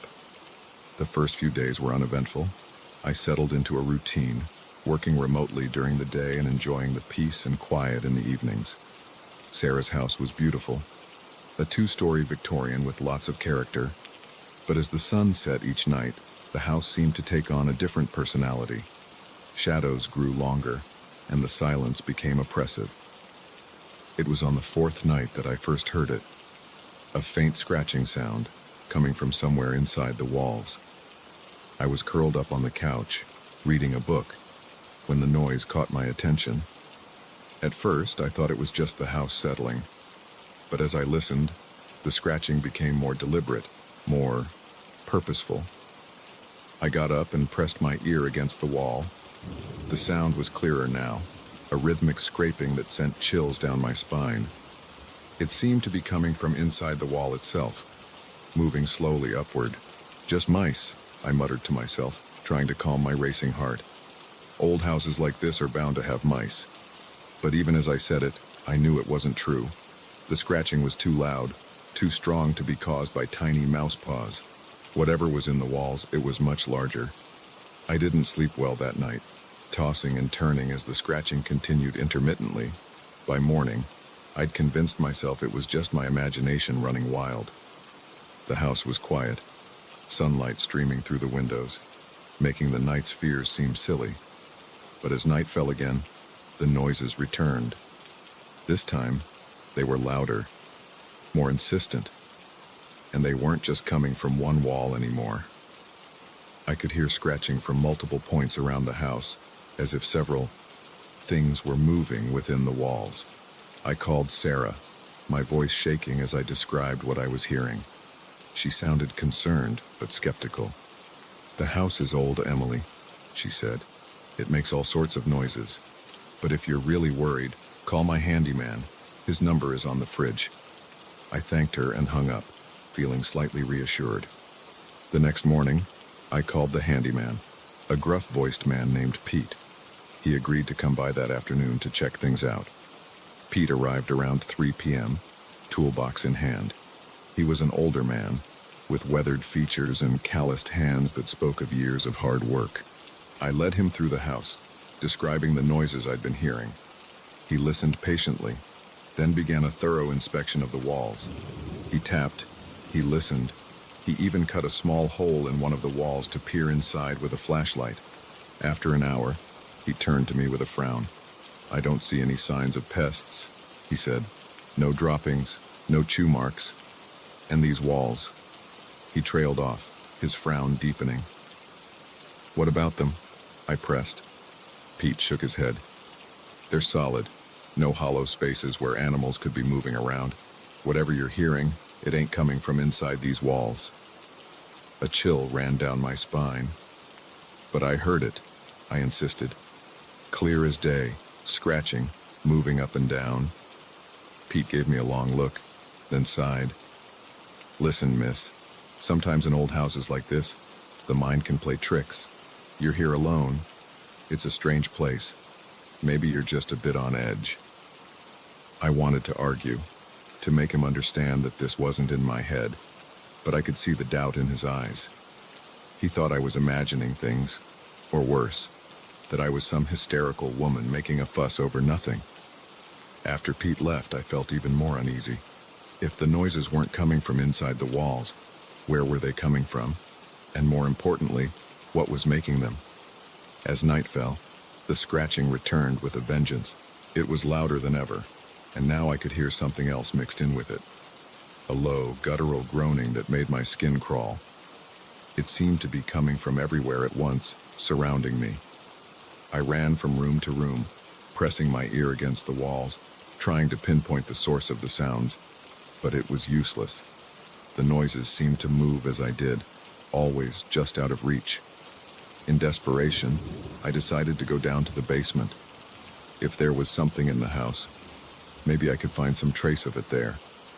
I grabbed a flashlight and steeled my nerves before descending the creaky wooden stairs. The basement was dark and musty, filled with old furniture and boxes. My flashlight beam cut through the gloom, casting long shadows that seemed to move and shift. The scratching was louder here, reverberating through the concrete floor. As I moved deeper into the basement, my foot caught on something. I stumbled, my flashlight clattering to the ground. As I bent to retrieve it, my hand brushed against something on the floor. Something that felt suspiciously like a handle. Heart pounding, I directed my flashlight beam at the spot. There, half hidden under an old rug, was a trapdoor. It was made of heavy wood, with a rusty iron handle. And as I watched, horrified, the door moved slightly, as if something beneath it was pushing up. I scrambled backward, a scream caught in my throat. The scratching was coming from under the trapdoor, growing more frantic by the second. Whatever was down there, it knew I was here, and it wanted out. I ran up the stairs, slamming the basement door behind me. I could still hear the scratching, the groaning, now accompanied by a rhythmic thumping. Something was trying to get out. With shaking hands, I called Sarah again. This time, I didn't hold back. I told her everything. The noises, Pete's visit, and now the trapdoor in the basement. There was a long silence on the other end of the line. When Sarah finally spoke, her voice was different, cold, resigned. "You weren't supposed to find that," she said quietly. "What?" I gasped. "Sarah, what are you talking about? What's down there?" "I'm sorry, Emily," she continued, as if she hadn't heard me. I hoped it would stay quiet while I was gone. I should have known better." "Sarah, you're scaring me. Please, just tell me what's going on." Another long pause. Then, "It's hungry, Emily. It's always hungry. And now that it knows you're there." She trailed off. The line went dead. I stood there, phone in hand, as the horrible realization washed over me. Sarah knew. She'd always known, and she'd sent me here, knowing what was in the house. A loud crash from the basement jolted me back to reality. The thumping had grown louder, more insistent. Whatever was down there, it was getting out. I ran for the front door, only to find it wouldn't open. The windows were the same, sealed shut, as if they'd been painted over. I was trapped. The noises were getting closer now. I could hear heavy, dragging footsteps on the basement stairs. The groaning had turned into a low, hungry growl. As I backed into a corner, my eyes darting around for a weapon, anything I could use to defend myself, a horrible thought struck me. How many others had there been? How many house-sitters had Sarah sent here, feeding whatever lived beneath the house? The basement door burst open. In the dim light, I caught a glimpse of something pale and twisted, with too many limbs and eyes that glowed in the darkness. As it lunged towards me, its maw opening to reveal rows of jagged teeth, I knew my fate was sealed. I don't know how I survived that night. The next thing I remember is waking up in a hospital, my body covered in cuts and bruises. The police had many questions, but I had no answers. The house, when they investigated, showed no signs of the horrors I'd experienced. No trapdoor, no monster. Even Sarah, when questioned, had an alibi for the entire time. Sometimes, I wonder if it really happened, if maybe Pete was right, and my mind had simply conjured up these terrors from the shadows of an old house. But then I'll catch a glimpse of movement out of the corner of my eye, or hear a faint scratching in a quiet room, and I know it wasn't just in that house, and it's still out there, waiting, hungry. So if you're ever asked to house sit, especially in an old house with a lot of character, be careful. Listen to the walls. And if you hear scratching, run, and don't look back. Because some things, once awakened, can never be put back to sleep.